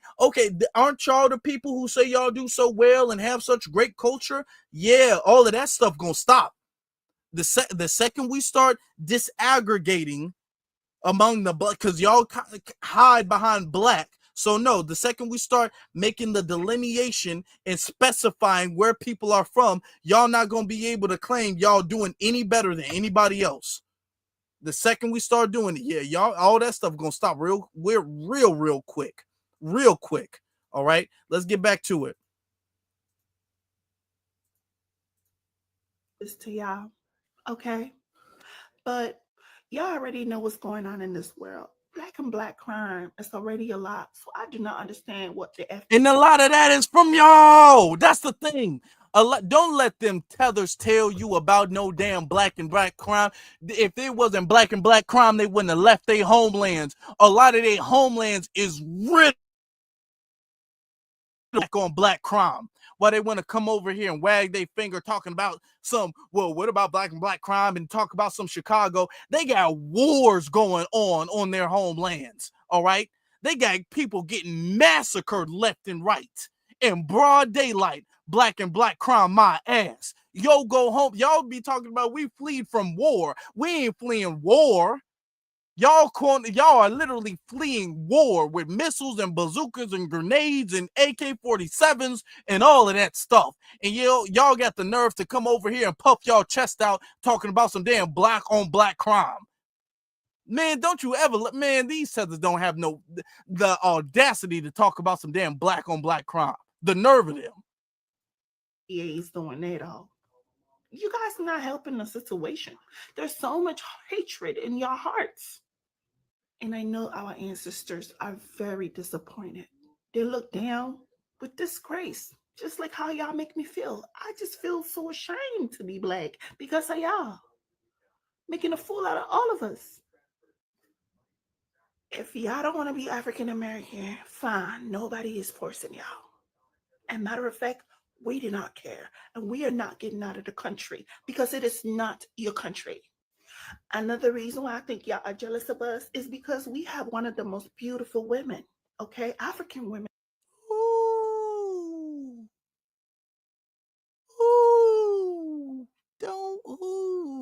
You're going to start catching strays, baby. Okay. Don't do that now. Don't do that, because then we got to get petty. Don't do that now. Don't, please, because then we're going to have to get petty. No, don't do that. No, don't do that. And they're gorgeous. Do you see their bodies? Gorgeous. I know the African Americans be striving to look like an African girl with that natural curves. That's why BBL became so popular in America, or should I say North America, because y'all want to look like us. One of them went ahead and asked me, so what's your blood type? I told a person I am O blood type. The person told me I was lying. And I asked them, why would you say I'm lying? They're like, oh, if you're O blood type, that means that one of your ancestors was American. What? That doesn't even make any sense. That simply just means that slavery really did happen, and one of my ancestors happened to have ended up in America because he was African. I wish all of this hatred would stop, because I know not only the ancestors are looking down, God is even looking down at all of us, and I know He's not proud. I'm pretty sure they are all ashamed, just like I feel ashamed. And no, us African people, we are not going to bow down to you, African Americans, and kiss your asses. And you are not better than us. Oh, okay. All right, then. It is what it is. We ain't trying now.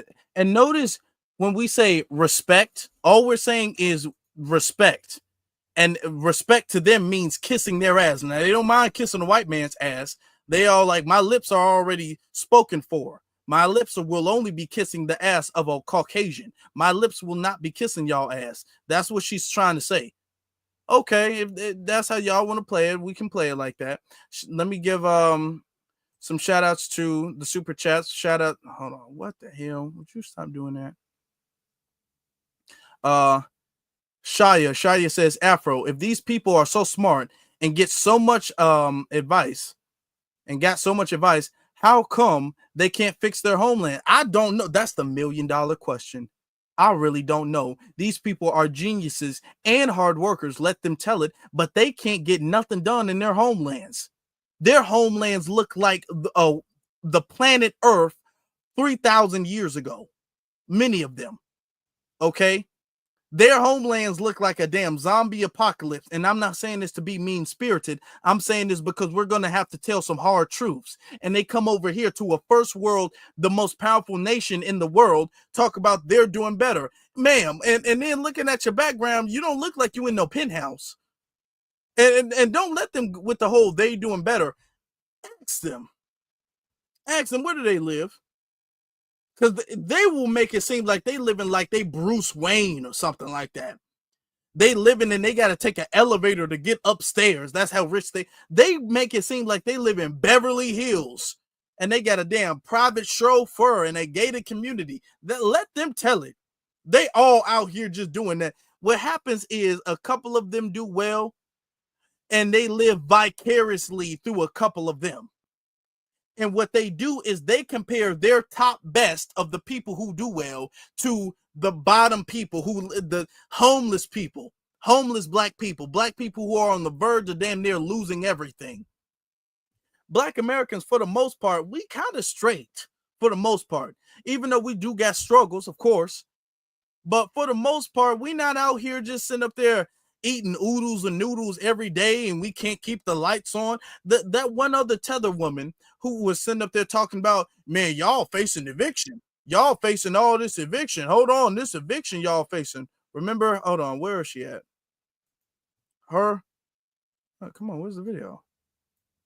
Latinos, African. Look, all of this, man, y'all facing eviction. Y'all facing eviction. Listen, all this stuff is a projection.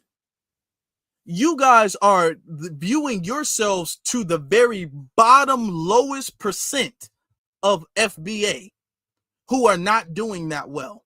You guys are not comparing yourselves to the top of FBA at all, never do. And you're not comparing yourselves even really to the average. Y'all not doing better than the average. Y'all making the same income we making. Y'all bringing in the same stuff we making.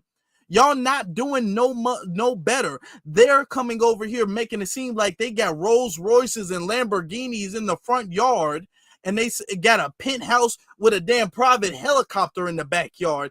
Y'all not doing none of that. Y'all not doing none of that. Y'all graduating schools, we graduating from school. Y'all getting a good job, we getting a good job. Y'all becoming doctors, we been doctors. Y'all ain't doing nothing we ain't been doing. You guys are comparing yourselves to maybe the bottom of us, or even rather to your homeland. Oh, yeah. You guys are comparing yourselves to your homeland. And you guys think because you're doing better in America than you would be doing in your homeland, then you're accomplishing something. But no, this is not a third world country. So you're really not accomplishing anything more than the average, and maybe sometimes slightly above average. And all immigrants don't do that, by the way. They try to live vicariously through the best of immigrants, but all immigrants are not living above average. Truth be told. So no, all of that stuff, we doing so much better than you guys, man. If you don't stop, I see the damn past due bill on the damn kitchen table, the kitchen table that you holding up with duct tape. I see you got a past due light bill and water bill talking about how much better you doing, ma'am. You need to get your priorities straight. Let me get you Ayudra, Ayudra. I don't know. I hope I'm pronouncing your name correctly. Saying, why don't they talk bad? Why don't they talk about their bad behavior like militia style shootings? They do, unaliving their kids. Yep, SAing their children, scamming grant money, etc. They don't, because they don't care to fix their own problems. They want to look good in comparison to us, but they don't. They need to stop trying to pass FBA. And the craziest thing is that they consistently have some type of rivalry, this one-sided rivalry with us. Everything about their success is in comparison to us. They don't feel successful unless they're doing better than us. They have this weird thing where we live rent-free in their minds. And they are constantly becoming successful, not for them or their own community. They're becoming successful to spite us for some reason. They got some gripe and animosity and rivalry with us that we were completely unaware of. Hurricane says, he says, which group of people control all of the money in those majority black communities that they have in their mascots on them? That's true. So they want us to play this. Yeah, they want us to play this game. They really want to play the game. They want to play the game. If they're talking about, man, there's a black man on my dollar. You mean a dollar that a white man has to give you? The dollar that the white man has to give you, there's a black man on it. Whoop-de-damn do, I guess. I mean, that's just wonderful, pal. The dollar that you're sitting up there backstabbing your family for, that the white man has to give you, has a black face on it. Wow, great. Sends another super chat saying, this is tax dollars on FBA that fund them. Yeah, that fund them, Israel, etc. Slavery never ended. It got more sophisticated. They must, all caps, they must go, because number one, their work is garbage. It is, honestly, they do piss poor work. It says, and houses all of the food and drink recalls. Yeah, they do. The houses all of the food and drink recalls, etc. Yeah, they do. They honestly do crappy, piss poor work, which is why the quality of American production has gone down. All right. Janita says, FBA are the cream of the crop. Delineation is necessary. FBA cannot be erased. This is our land, our country. I love that FBAs are staying on code. Yep, absolutely. Much love and respect, Afro Elite and the FBA family. Much love and respect to you, sister. Thank you very much. Shia says, again, we cannot imagine how ugly they are without cosplaying us. Man, please. Y'all sisters, y'all need to tell them. Okay, because they trying to bite y'all's style and then claim it's theirs. It says they need to pay us for helping them look presentable to the public. They do. Come on now. We see what y'all be making it seem like we don't know how y'all dress in y'all homeland. We know how y'all dress in y'all homeland. Do you not know that? Do you not know we got the internet and we can see pictures of y'all live while y'all talking about how much better y'all look? And y'all come over here trying to look like us, like everybody else in the world does. But these are the people that we need to team up with for reparations. Okay? These are those people.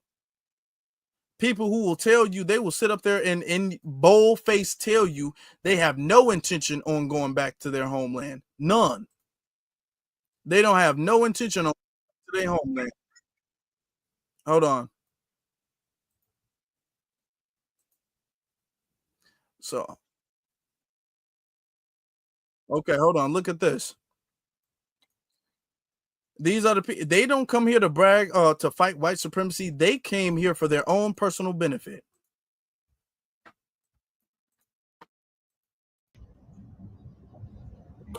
You fled your country.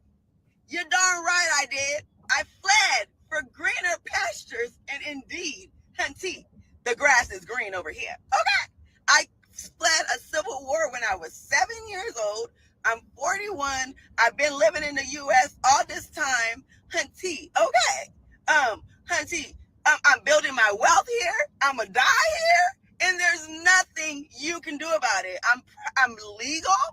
There's nothing you can do about it. This is my father. This is my heavenly father's land, honey, okay?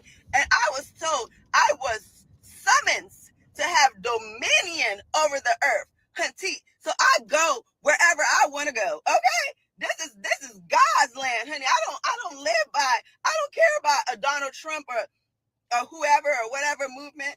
Baby, I am a child of God, and I have dominion, hunty. Dominion, hunty. So you're darn right I fled. You fled. Y'all fled. Like, y'all sound so stupid.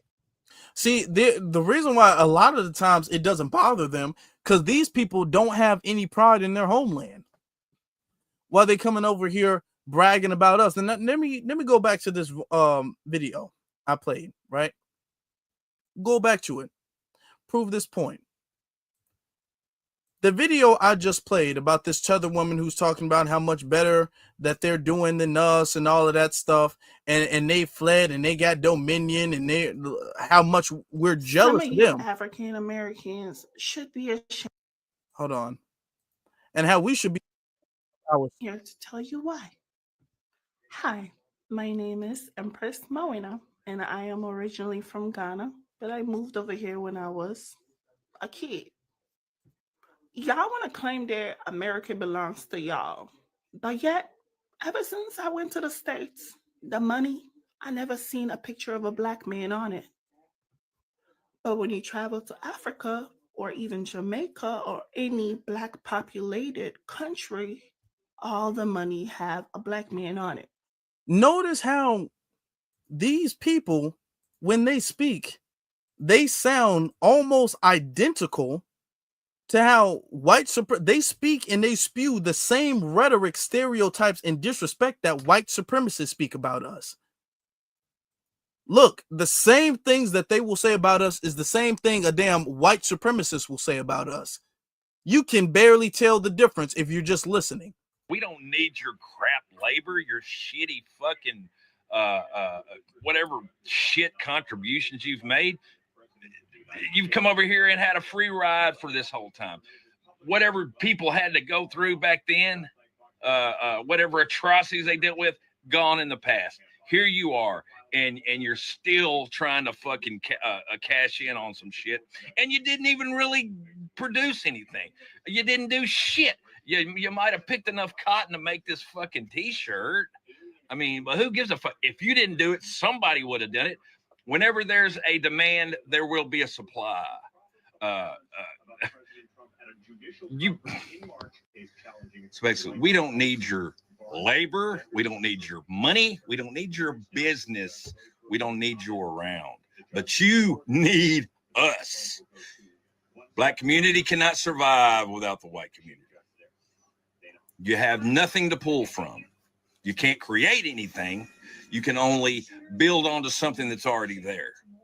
Just like all of your inventions. You really didn't invent anything. You might have helped, along with the help of a big team, helped add to some technology. But you couldn't create it from nothing because you don't have the mind power to do that. None. Oh. You don't have the mind power to do that. You don't have the mind power. This dude lives in a damn trailer park, a 1-bedroom trailer park with a toilet that works half the way. Okay? These are some of the most disease-ridden, old, unfertile, unhealthy, unintelligent people you will ever, and I'm saying people in quotes. Oh, I mean, we could have did it without you. You can't do nothing. These are the Earth's weakest links. these people are, scientifically, their humanity is kind of like, I'm just speaking scientifically speaking.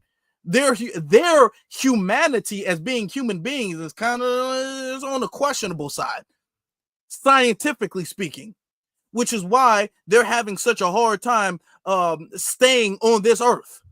Nobody else is really having a difficult time like that staying on the earth but them. They're struggling to stay in existence on this planet. Talking about how y'all need us. We don't need y'all. Okay, all right. Y'all won't even be here that much longer. We're going to be telling the truth. But notice, these are the people who will look at a damn Kenyan person and be like, yo, you're so much better. I like you more than the blacks. I really do like you more than the blacks. You guys are so much better. Thank you, guys. And the problem is that Foundational Black Americans, we stay standing on business. We stay standing on business, so much so that a lot of them, they can claim they don't need us, they don't need our help and all of that stuff. And we're looking at certain things, and actually they're telling a little different story right there. Hold on. Look at this, y'all. Look sad. Hold on.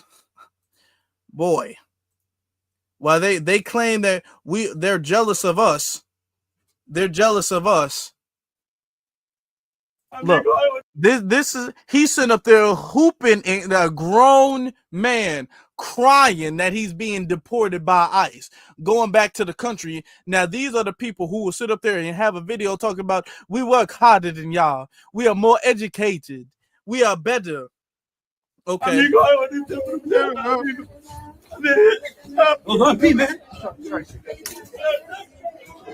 Oh my God. Oh, poor little think. Oh, look at him. He's dragging his feet like he looked like he's throwing a tip. Please don't do this to me.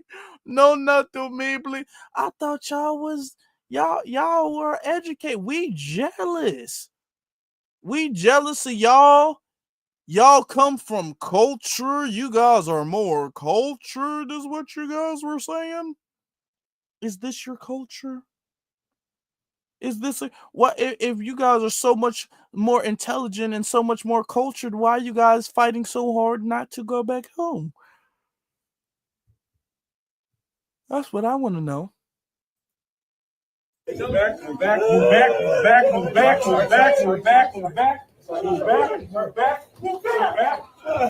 Out the way, bro.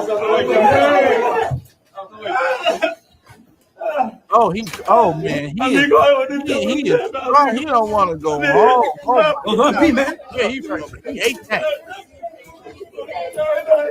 Oh my God, poor little tank. God, don't do it to him. Oh my God. I thought they had culture. I thought they was brave. Don't they say we be kissing the white man's ass? Okay. Why don't you go help your fellow brother over there? See, because we doing that and we letting them stand there and struggle by themselves, we letting them do that by themselves. They out there suffering. They are out there suffering. Okay.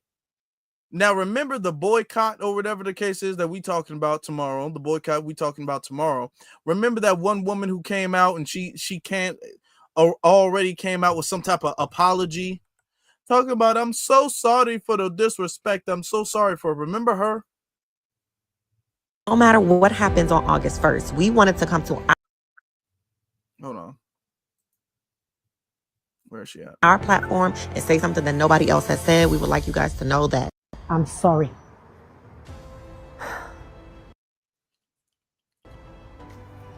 What's up, nieces? This is Nadine. This is not one of those usual video where Brandy and I make for commercial purpose. This is one of those videos that I had to make with a heart full of sadness. I know that you have seen videos and videos about the drama happening in Okay. African shops where our clients get Now, disrespected, remember she insulted. did this talking about how much she respected Black Americans and all of that stuff, right? Now, what's interesting is she opened a braiding shop, and in this braiding shop, she has this. She recorded allegedly. She recorded a call of a Black American woman asking for a specific African American, I said African American, FBA hairstylist. Listen to this. Hold on. What the hell? Oh, okay. Hold on. Look at this. This is the same woman who came out talking about how much she respects us and all of this stuff. She made a staged a phone call, and here's what we're gonna do. We're gonna go scenario A, this is staged. Scenario B, it's not staged. Either way, she's in trouble. Look at this. Hold on.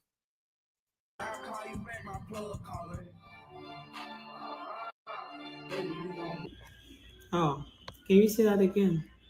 Black American stylists. Do you have any Black American stylists there? Yes, that I can get my hair braided? Yes, I do. But Okay. you won't be uncomfortable being around others that are not Black American stylists? I mean, You're fine. I only allow Black Americans to touch my hair. I'm sorry. Okay. Okay, yeah. Unfortunately, ma'am, this just may not be the shop for you because we don't discriminate like that. So yeah. Well, if I want a white person to touch my hair, I go to a white shop. Yeah. Well, this is yeah. No, that's not discrimination, please. That's a person of choice. Yeah. So I just wouldn't go to an African braiding shop then. You don't hire Black Americans there. Yeah, but we don't discriminate. Thank you though for calling. We appreciate you. Okay, I just want to know. Right. Honey. Thank you very much. They're already starting. Are you laughing or crying? Oh my God, no, I'm laughing. Is she serious? Yes, we are. You have to come in and fly. Okay. Now let's look at some of the comments. Hold on. Okay. Damn. I think that just moved that to the FBA. Hold on. I can't stand TikTok sometimes. Okay. Hold on. Gonna pause that. Gonna look at it. Calling a African braiding shop and asking for a Black American stylist. Oh dear. She called the African braiding shop, doesn't want an African touching her hair. Okay. Keep scrolling. Doesn't understand. I'm not understanding the divide. Are we not all Black? Okay. I can imagine other races laughing at us so bad. This is really crazy. Okay. Who is Todd Bonney from Maryland? Oh, that's a very interesting question, and we're going to get into that. So they've started their boycott. They need to come harder. Okay. Don't ask. Don't tip nobody. Ain't we all Black? Okay. Please tell me this is a prank call. She is absolutely dead serious. Okay. Now, here's the thing. That don't seem real to me at all. Just listening to it the first time, Black American hairstylist, I only let Black Americans touch my hair. That doesn't seem like she would, an actual Black American would even say that. Okay. Now, you can request to have a certain amount of people or a certain type of people, certain people from a certain culture, be your stylist. You can say, I prefer to have a Black American stylist. And, they, for whatever reason, they get my style. They understand my hair texture a little bit better. They understand my culture. But I wouldn't. It's very weird because she's, I only let Black American. Why would you call and you only let that happen? What seems like happened is they staged a phone call, which is why they recorded it, to be all like, guys, do you guys see what we're saying? We're not discriminating, but the Black Americans, you guys are discriminating against us. We don't discriminate. We're the good guys. We're all Black. No. That's not how a Black American woman would request another Black American woman at a salon or a stylist. She wouldn't even request it in that manner. That's kind of red flag number one. Red flag number two, we see that her full name is in your caller ID. Okay. And this is supposed to be just a customer that you guys are calling. All right. I don't know about that. Why is her name in your caller ID? Now, sometimes some people will be all like, actually, so in some phones, the person's name will come up if it's a business name, but she didn't call from a business name. She called from an actual name. Like this was already saved in their caller ID. And you picked up right when a conversation is getting good, or you started recording right then. Both of you guys were in the room with two different cell phones and you guys were just having a conversation and she called in like that. No, I'm starting to see too many things that just don't add up and don't make sense. So what's happening now, guys, is they're in such fear of the boycott. What they're going to try to do is they're going to try to sway public perception. They're going to try to make it seem like we're the bad guys and we're out there attacking them out of xenophobia, and they're not doing anything. They're minding their business and they're just trying to be the best that they can be. And we're just hateful and spiteful and jealous and angry, and we're taking our anger out on them. Notice that they're going to keep saying we're taking our anger out on them. And we're attacking them and we're boycotting them out of some type of jealousy, not out of disrespect. Notice that they're going to keep on saying that this is happening because of disrespect, or this is happening because of jealousy. That's what they're going to keep saying. All right. Let's see. Lord have mercy, I got to download this. Okay. Now, here's the thing. This and what we do need is we need all of the soft heart Black people who have low ethnic self-esteem to get to damn grow a spine. Okay, y'all need to grow some balls for real. All of this feeling sorry for them and having this low self-esteem stuff, that's not gonna work. Sorry, hold on, I was looking at everybody want to hate on Africans. I'ma say it, bro. Since everybody want to throw hate, show them some love, bro, by telling the truth. Watch this. West Africans, bro, especially like Nigerians, bro, when they come over here, they do very well, bro. They come over this joint, they do very well, bro. They make sure their children stay off the streets. They put their children in college, bro, and they mind their business, bro. Them people are not bothering anybody, bro. They come over this joint, bro. You see them become doctors, engineers, IT professionals, bro. CEOs, bro. The CEO of Red Lobster right now, bro. It's a Nigerian man, bro. So y'all coming on this joint, y'all dissing them, bro. It's like them people ain't bothering us. Y'all need to leave them alone and learn something from them, bro. You know what I'm saying? And if we're gonna boycott anything, let's boycott drill music. You know what I'm saying? I'm not beefing with nobody that's black, bro. I'm not on what y'all on. This is what I'm saying about the flaw of pan-Africanism. I keep saying that. Now, I don't know where his people are from. Let's take scenario A. He's a tether, which is going to make sense as to why he's saying that. That's scenario A. Let's say scenario B. Let's say, I want y'all to follow me with this. Let's say he's not a tether. Let's say he's foundational. Let's say that for the sake of the argument. That's scenario B. Most likely tether. Scenario A. Scenario B. Let's say that. This is my issue. And this is what I've been saying when it comes to pan-Africanism. Notice how it's always the upliftment of the diaspora.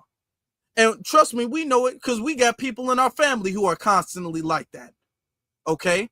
Notice how it's always this self-deprecating of our culture. Man, we need to boycott drill music and hip-hop. And we need to boycott all these Black American rappers who be rapping about drugs and sex and money. Notice how they always talking about us in a negative light. But when they talk about Africa, they're always, man, they coming over here, they're getting jobs and they becoming doctors and lawyers and they own the Red Lobster, even though, I mean, I guess that's an impressive feat, but you got to consider the fact that Red Lobster was going bankrupt and he bought a company or a business that was going bankrupt. So it kind of takes a little bit of the juice out of that feat. But okay, let's give it to him. He bought. Notice how much better they speak of the diaspora. Just notice that.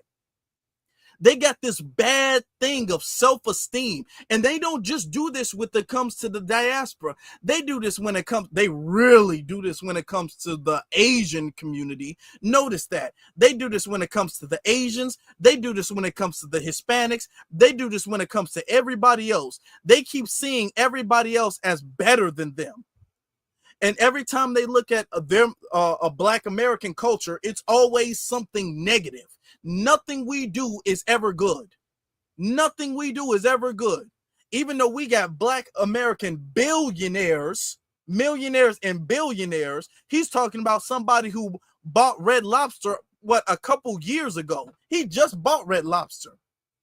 Red Lobster was going, did y'all know Red Lobster was going bankrupt prior to him buying it? That's why they sold it.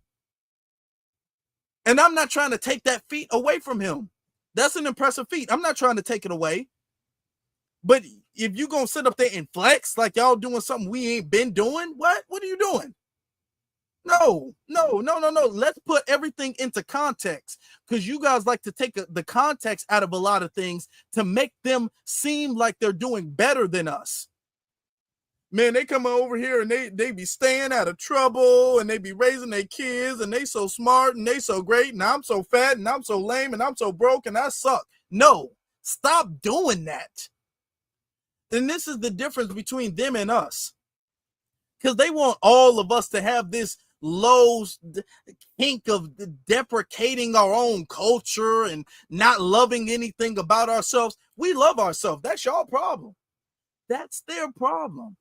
We love ourselves too much for that. And we love our culture too much for that. We love our history too much for that. So when you guys come over here with the trying to pedestalize everybody else, we actually look at things for what it is and say, actually, when you compare that to what we're doing better than them. This self-deprecating kink that the Pan-Africans have is over with. That's over with. This is why nobody pays attention to that. This is why nobody takes Pan-Africanism serious. No, honestly, nobody takes it serious no more. They were never doing that in Africa or the Caribbean, mind you.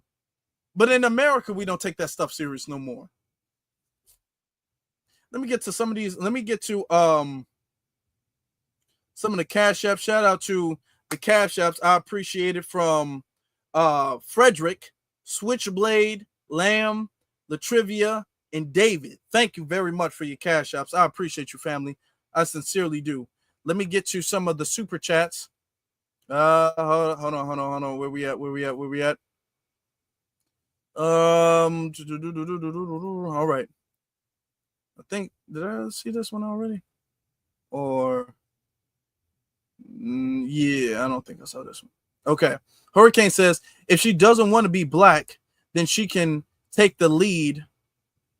She says she can take a lead bath with chloride. She can take a bath with Clorox. Yes, she can. She already has a white supremacist mindset. She does.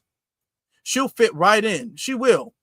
She'll fit right in. The woman who was saying that we're jealous of them, she sounds just like a damn racist hillbilly. Nicole says that goat jaw soap has them going crazy. Yeah. Something's wrong with them, like mentally. A lot of them need therapy or some type of medication or something. It's not our problem to fix, but something wrong with them. Shaya says, FBA sisters, y'all remember when they first opened their braiding shops and then they used to braid our hair, their legs open. It says straight punk straight Pete funk. Yeah. Well, I don't know that. I mean, stinking. I don't know that, but a lot of them saying their hygiene is not where it's supposed to be, which is why a lot of them are being called musty. They hygiene is not where it's supposed to be. Now, we smell good. I make sure I smell good all the time. I got some nice cologne and everything like that. I make sure I smell good. They don't really be smelling good. This is mean, but they not known for smelling nice. And I mean immigrants in general. They not really known for smelling nice. A lot of them, you know what I'm saying? A lot of they not known for smelling nice. Notice they always say we have no culture, but we can name our pioneers and icons. They can't name anybody. FBA all day. They can't. We can name inventors. We can name astronauts. We can name poets. We can name artists. We can name music artists. We can name scientists. We can name activists. We can name entertainers. Who can they name? Akon? Yeah. Tell me how Akon is doing. Smokey Robinson, Tears of a Clown. Why does everyone have to find out the hard way with God's children? Hey man, they finding out the hard way. The old world will never bow. The old world will never bow. Yeah, sorry, it's hard seeing this stuff sometimes. It's okay. It's okay.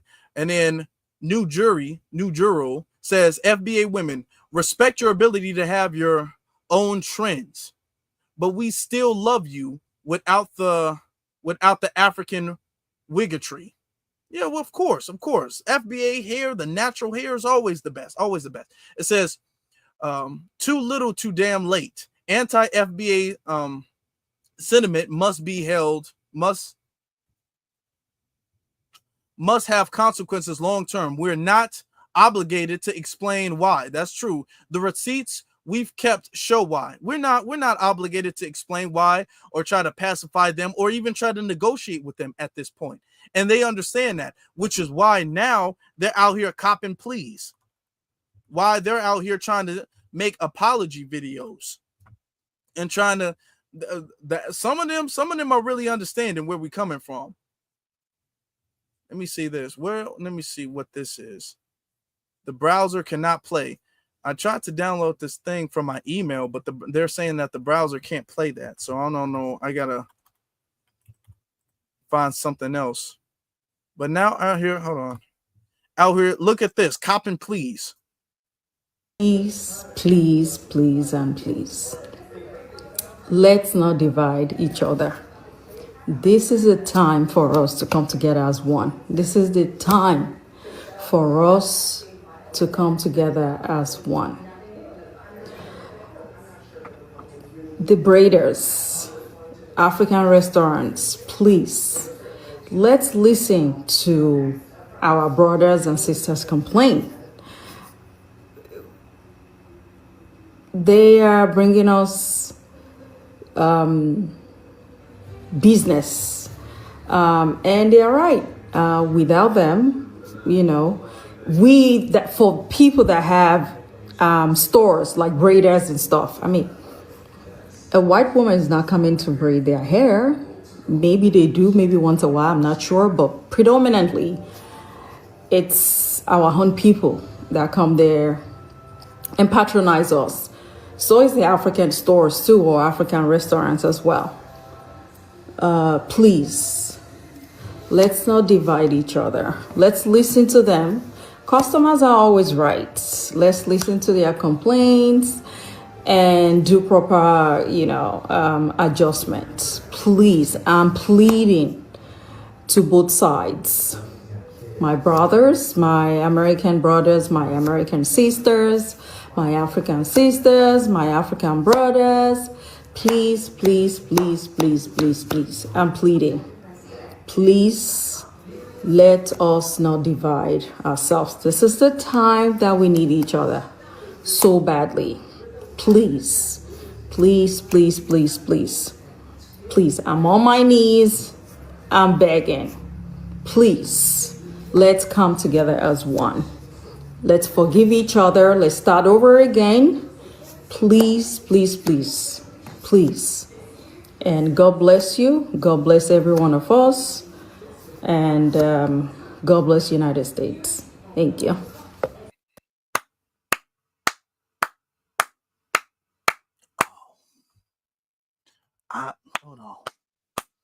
I love it. I love it. I love it. I love it. Y'all, it's not even August yet. Let me repeat that. It's not even August yet. The boycott has not even officially started yet. And we already got people sitting up there talking about, hold on, guys, please, please, please, please, please stop. Hold on. It's not, we ain't even started nothing yet. Oh, they folding just off rip, off they because there's already been people who've been starting it. Now, I've been saying this in my last thing. The issue is the tethers that are all like, we don't need y'all. They don't have a business. Most of these people don't have no business. They work a 9-to-5 job, just like the rest of everybody. They work a 9-to-5 job. The business owners, those are the ones who are out here copping pleas now. They're the ones who are going to feel the damage. So they're the ones who are going to start saying, hey, guys, we got to respect them. Hey, guys, what y'all doing? Hey, guys, stop. What y'all, hey, stop. I'm sorry. They don't represent me. I'm apologizing. Sorry, guys. Please don't do this to me. That's what they're going to be doing. Because it's not the ones who actually have the businesses that are speaking greasy. It's the ones who got the 9-to-5 jobs and thinking they're untouchable. Okay. Here's the thing. We get to the businesses, y'all gonna check them regardless. Okay. See, we understand, we developed a method of addressing you guys now. Because the thing is that y'all don't all have to work at an African braiding shop. Y'all don't all have to own an African braiding shop. But since you guys rely on each other as a community, if we affect one of y'all, it will have a damaging ripple effect on everybody else. Because you guys try to support each other's businesses and each other going to school. So all we got to do is affect one of you guys' big main. The braiding shops is a main source of income. Don't try to let them skate by making it seem like that's not a big deal. The braiding shops is a very vital source of their income. All we got to do is pull away from that source. And first off, it's more than just that. But if we pull away from that source of their income, it will create a ripple effect in their whole social economic situation is going to start crumbling down. Then what's going to happen is there's going to be a whole lot of them making videos, just like that woman, making videos addressing them. They're going to be like, hey, y'all, stop that disrespect. Hey, y'all, cut that out. What's going to happen? I bet you, this is my prediction, you're going to start seeing Caribbeans come out. A bunch of Caribbeans, they're going to start coming out and they're going to start getting mad at the Africans because they're going to look at it like, hey, damn, y'all put us in a bad position. So you're going to start to see a lot of the Africans fighting each other. You're going to see a lot of the damn Caribbeans fighting amongst each other. You're going to see and this is what we've been needing to have. Because we've been needing to clear the herd of a lot of people. We've been needing to clear the herd of a lot of people. Now, we've been doing it. They haven't been doing it. But now we're putting them in a position where they have no choice because they're doing it because we're making them do it. This is like the Black Civil War that we've been needing. Why I say that is because our mission, my job, with a lot of you guys, our job is to fight white supremacy. That's our job. That's why I'm here. I'm not here for no hate. This ain't got nothing about me hating nobody, me not liking nobody, me not being friends with nobody, or any bad experience or anything like that. Okay? This ain't got nothing to do with that. Tell y'all this. I'm gonna tell y'all this from me personally. I've dealt with a lot of Africans, all right, and Caribbeans, and most of the time when I've dealt with them, it's been cool. I've had some bad experiences, but most of the time I've dealt with them, they've been very cool. They've been very nice. They like me. But the thing is that I view this bigger than me. This is bigger than me. All right. I already understand that. This is about the mission. This is about Black empowerment. This is about the goal. All right. This is bigger than one person not liking somebody or one person having a bad experience at a shop or whatever the case is. This is bigger than me. This is about the whole lineage right here. So if I got to do this and for the whole lineage, this is what has to be done. All right. We got to thin this herd, because the thing is that our allegiance, and I've been saying this, our allegiance needs to be of Black empowerment. And what we have an issue with is we are among a group of people whose allegiance is to themselves. We have a bunch of people whose allegiance is to whatever in their best interest at the time. Even if that means selling us out, that's where their allegiance is. And it's about time we stop that. And that needs to be across the board for everybody. All right. In this, our allegiance is to Black empowerment, even beyond the lineage, because we already understand. We got the damn Jesse Jacksons up there. We got the damn Al Sharptons up there. We got the damn Larry Elders up there. We have people within our lineage, and we understand where their allegiance lies. And because their allegiance doesn't lie with Black empowerment, they're persona non grata in the community. Jesse Jackson can't bring his ass here. He knows that. Neither could Al Sharpton. Okay? They can't come over here in this community. Okay, neither could Stacey Abrams, neither could Jesse Lee Peterson, neither could Larry Elder, neither could Thomas Sowell, neither could anybody. Okay, because your allegiance is off code. Okay, and that's the problem. That's what we have been doing. Now it's time for y'all to do that, because you guys do not call out the Candace Owens, the Myron Gaines, the Brian Donalds. You guys don't call out the Obamas, the Kamala Harrises. Y'all don't call them out. Okay, you guys have not made it a cultural behavior, practice, and norm to address them and thin the herd out the way we need to. Okay, we have understood since slavery, all skin folk and kinfolk. Why do you think Harriet Tubman had a damn shotgun?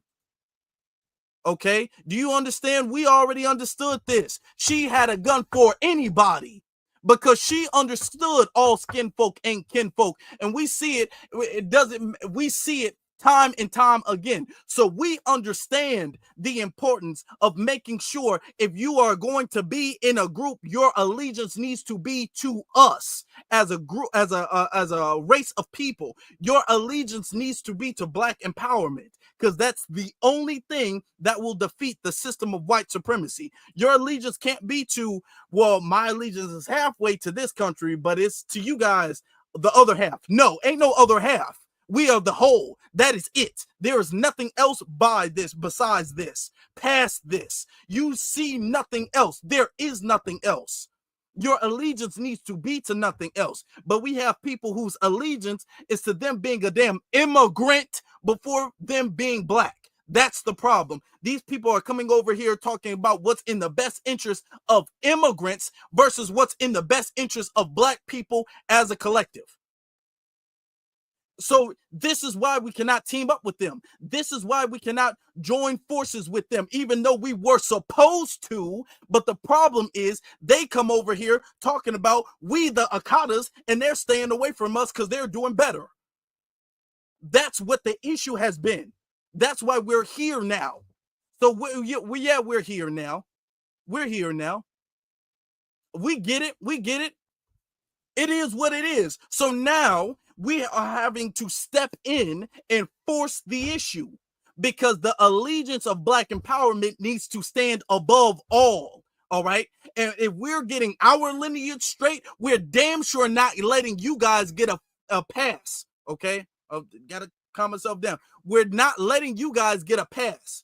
If we can check our own lineage, we're not letting you guys get a damn pass. I don't care about some bad images you saw in the damn media. I don't care about some stereotypes you heard from the white man or the white woman. I don't care about the rich culture you claim you think you have. Your allegiance needs to, especially if you're coming here, needs to be about Black empowerment. If not, then you guys need to go. Okay? Point blank, period. There is no exception. I don't let anybody, this needs to be the rule. We cannot compromise on this rule. We cannot compromise. We can't make an exception. We can't give no pass. We can't do that. It has to be this, absolutely, nothing else. Nobody gets a pass. I can't give my own lineage a pass. All right, which is why I call them out and address them. So if I'm not giving my lineage a pass, I'm damn sure not giving y'all a pass, and I won't allow you guys to give them a pass or to defend them or hold water for them. Because if that's the case, all of y'all need to be addressed, and all of y'all need to be corrected. All of y'all need to be checked. All of them. This is bigger than me or you or any one person. This is about the whole mission as a whole. This is about everything our ancestors have fought through. This is about everything they have accomplished. This is about everything they have passed down. This is about everything we have fought for. This is about everything we have accomplished and everything we have passed down. We can't let it die here. How are we going to pass this on if we keep dealing with these problems? We can't do that. This has to happen. We have to see this through. And this goes for any and everybody. Everybody's allegiance needs to be up front and center. And it needs to be unapologetic and consistent the entire way through. All right. Let me get to some of the rest of these super chats. Okay. Let me get to Free Thinking Queen. FBA all day says this should be a permanent ban of all of these businesses, period. I'm sick of these haters. I'm sick of these haters. Hey, a lot of people already been on. I'm hearing a lot of people saying that they stopped shopping with them from years before now. All right. Rock World sends a super sticker, sends a couple of super stickers. Thank you very much. Thank you very much. Okay. Hurricane says, smells like them Indians. Maybe they're related. Them and Indians. Indians are very sticky. Them, yeah, absolutely. Absolutely. Let me get to that. I already addressed the Cash App. This is what this is about, y'all. This is what this is about. We have come too far to let everything we've worked for, everything our ancestors worked for, die. Which is what we would be doing if we don't continue the mission as it needs to be continued. Okay. Sometimes in a movement, evolution happens. Things happen. People need to change the way they think. People need to adapt. Right now, we are going through an adaptation phase, and a lot of people are uncomfortable with adapting. A lot of people are uncomfortable with change. But if change is going to save the group, then we will bring about the change. And it doesn't matter who doesn't like it. It doesn't matter how uncomfortable people may think. It doesn't matter if you grew up a different way. If change is going to make the group survive and defeat white supremacy and promote Black empowerment, then we will all change. You will change whether you like it or not. Because if you don't change, you will not be here anymore. It is it, and that's it. It is what we say, and that's it. There is no other option. As of right now, the whole Black diaspora is a dictatorship, and we're in charge of it. Because we're the only people leading anything, making anything happen, making anything pop with any points on the board. We're the only people doing that. So if that's the case, it's time for us to readapt. It's time for us to change and evolve. And it's time for us to, instead of having some unity where we're all locked arms and working together, it's time for us to, like we did when we were in kindergarten, follow the leader. So now we're the leader and we're saying everybody's going to follow. Damn, you be damned if you step out of line.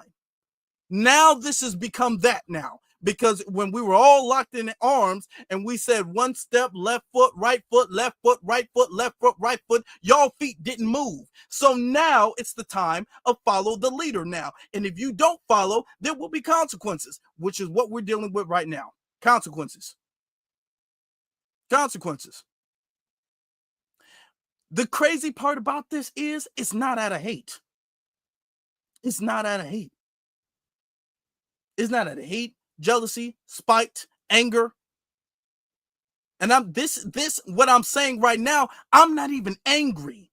I'm saying this because I want you guys to feel where I'm coming from. This isn't even anger. This is just straight up raw passion coming from me to you guys right now. This isn't about me having a score to settle with anybody. This is about me understanding what the job is and what we need to do to get the job done. This is all that is. And since you guys can't fall in line voluntarily on your own volition, what we will do is we will set barriers to make sure we call you guys out, because we do it to ourselves and damn sure it's going to be done to everybody. Everybody's going to fall in line, or you will be considered an op and dealt with as such.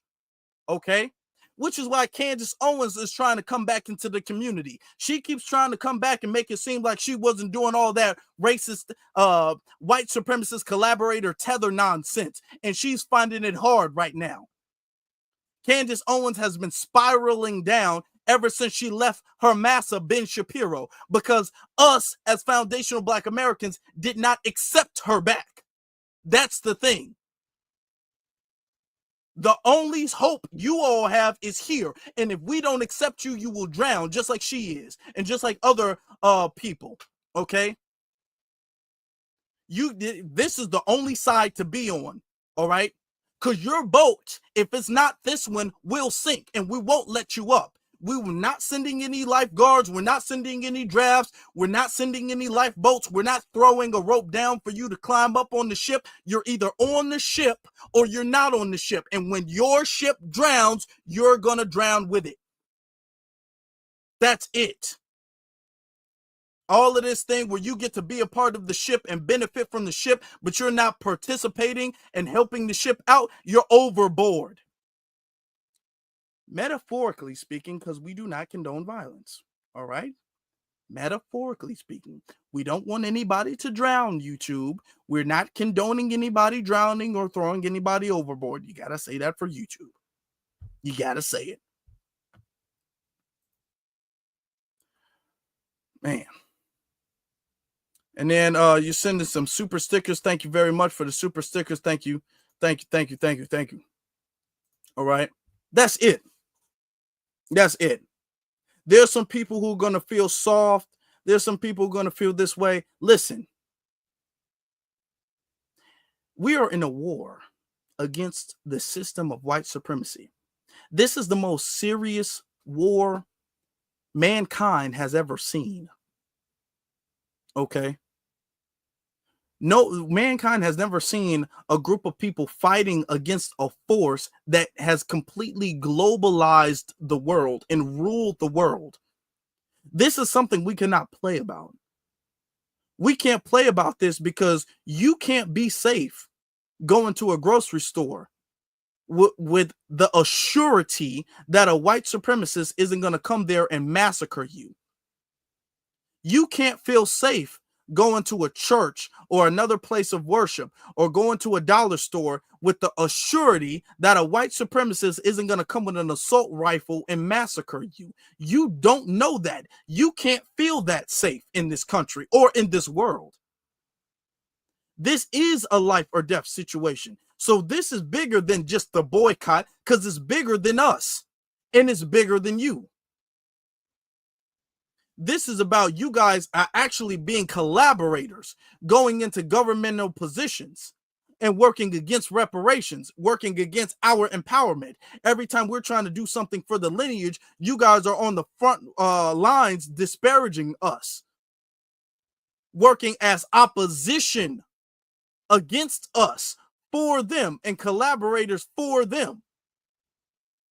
This is bigger than one person.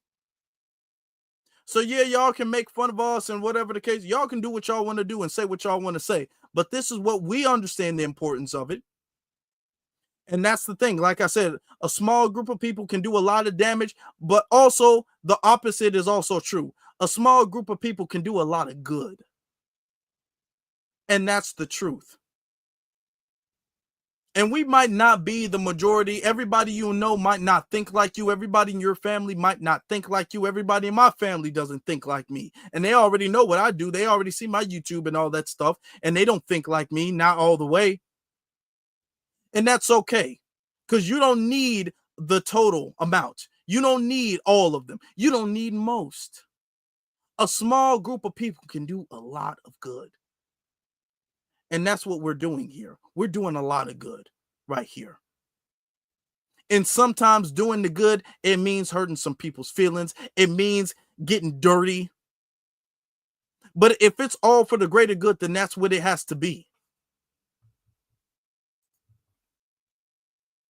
Let me get to the last couple of super chats we have. Shout out to let me see. Hold on. Was it this one? Let me see. No. Okay. New Juro says, if we have to remind the world metaphorically, so be it. Yes, yeah, that's true. We are built different. We are. And we will rule in the way we were always meant to. Okay. With justice, replacing the system of white supremacy with justice, because nobody else is concerned with that. All right. Built in silence. All Black creators at me. We have to support one another. I appreciate you, Afro Lead. We do. Nobody else is concerned with building a Black Wall Street, but we have to. Okay. John Hill, thank you for your super chat. And thank you all for your super chats and your cash apps and your likes and your support. All of that. All right. Okay. Free Thinking says, they try to, Afro, and they can never succeed. That's why they fail. They never can, and they never will, because we won't let them. They won't, because we won't let them. That's the point. We won't let that happen. We won't. Family, the boycott starts tomorrow. But this is beyond that. This is beyond that. This is beyond hating anybody or feeling any type of way or anything like that. Because just because they don't see the virus that white supremacy is, doesn't mean we don't see that. They might not see the importance, but we see it. So at this point, it's a cleansing of our own internal virus that we're doing. I want you to view it this way. Think of it this way. This is not out of hate. This is not out of spite. This is not out of jealousy or envy or anger, because we're not supposed to have that. We don't. This is about righteousness and justice. All right. And right now we're going through a cleansing of our own internal virus in the community. Whether that's from the lineage or foreigners, whichever where they come from, whichever where the collaborators come from, we're cleansing that stuff out, because you guys have come in and infected us with this disease, and we're not tolerating that anymore. We're not tolerating that anymore. Family, I appreciate you guys for being with us. I also want to remind you guys that tomorrow afternoon, we're going to do a special, because it's the first, we're going to do a special call-in live, okay, where people just get to come and call in. Everybody just come and they can call in, and we'll talk about everything that we went through for the last month or so, and you can call in. If you agree, call in. If you disagree, call in, okay?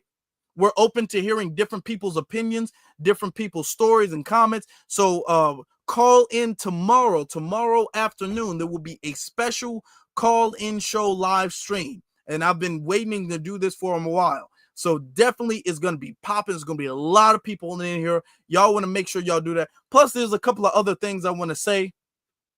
A few other things I want to say. Thank you guys for the super chats. Thank you. I see you, Rock World. Thank you so very much. Appreciate you all, family. Thank you.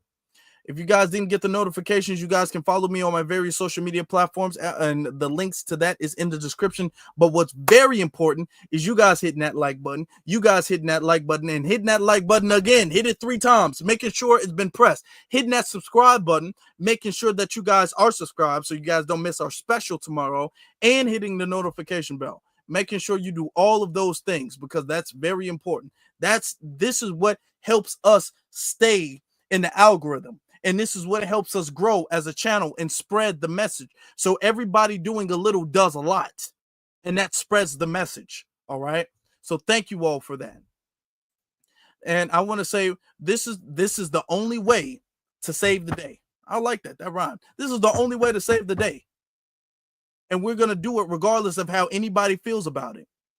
And there are going to be some people who are upset. It's going to get ugly. It is. But this is cleansing and detoxing can be a very ugly and uncomfortable process, but it needs to be done in order for the body to heal and the body to be as strong as it needs to be. So right now we're going through a detox of all of the diaspora, and we're forcing them to have one.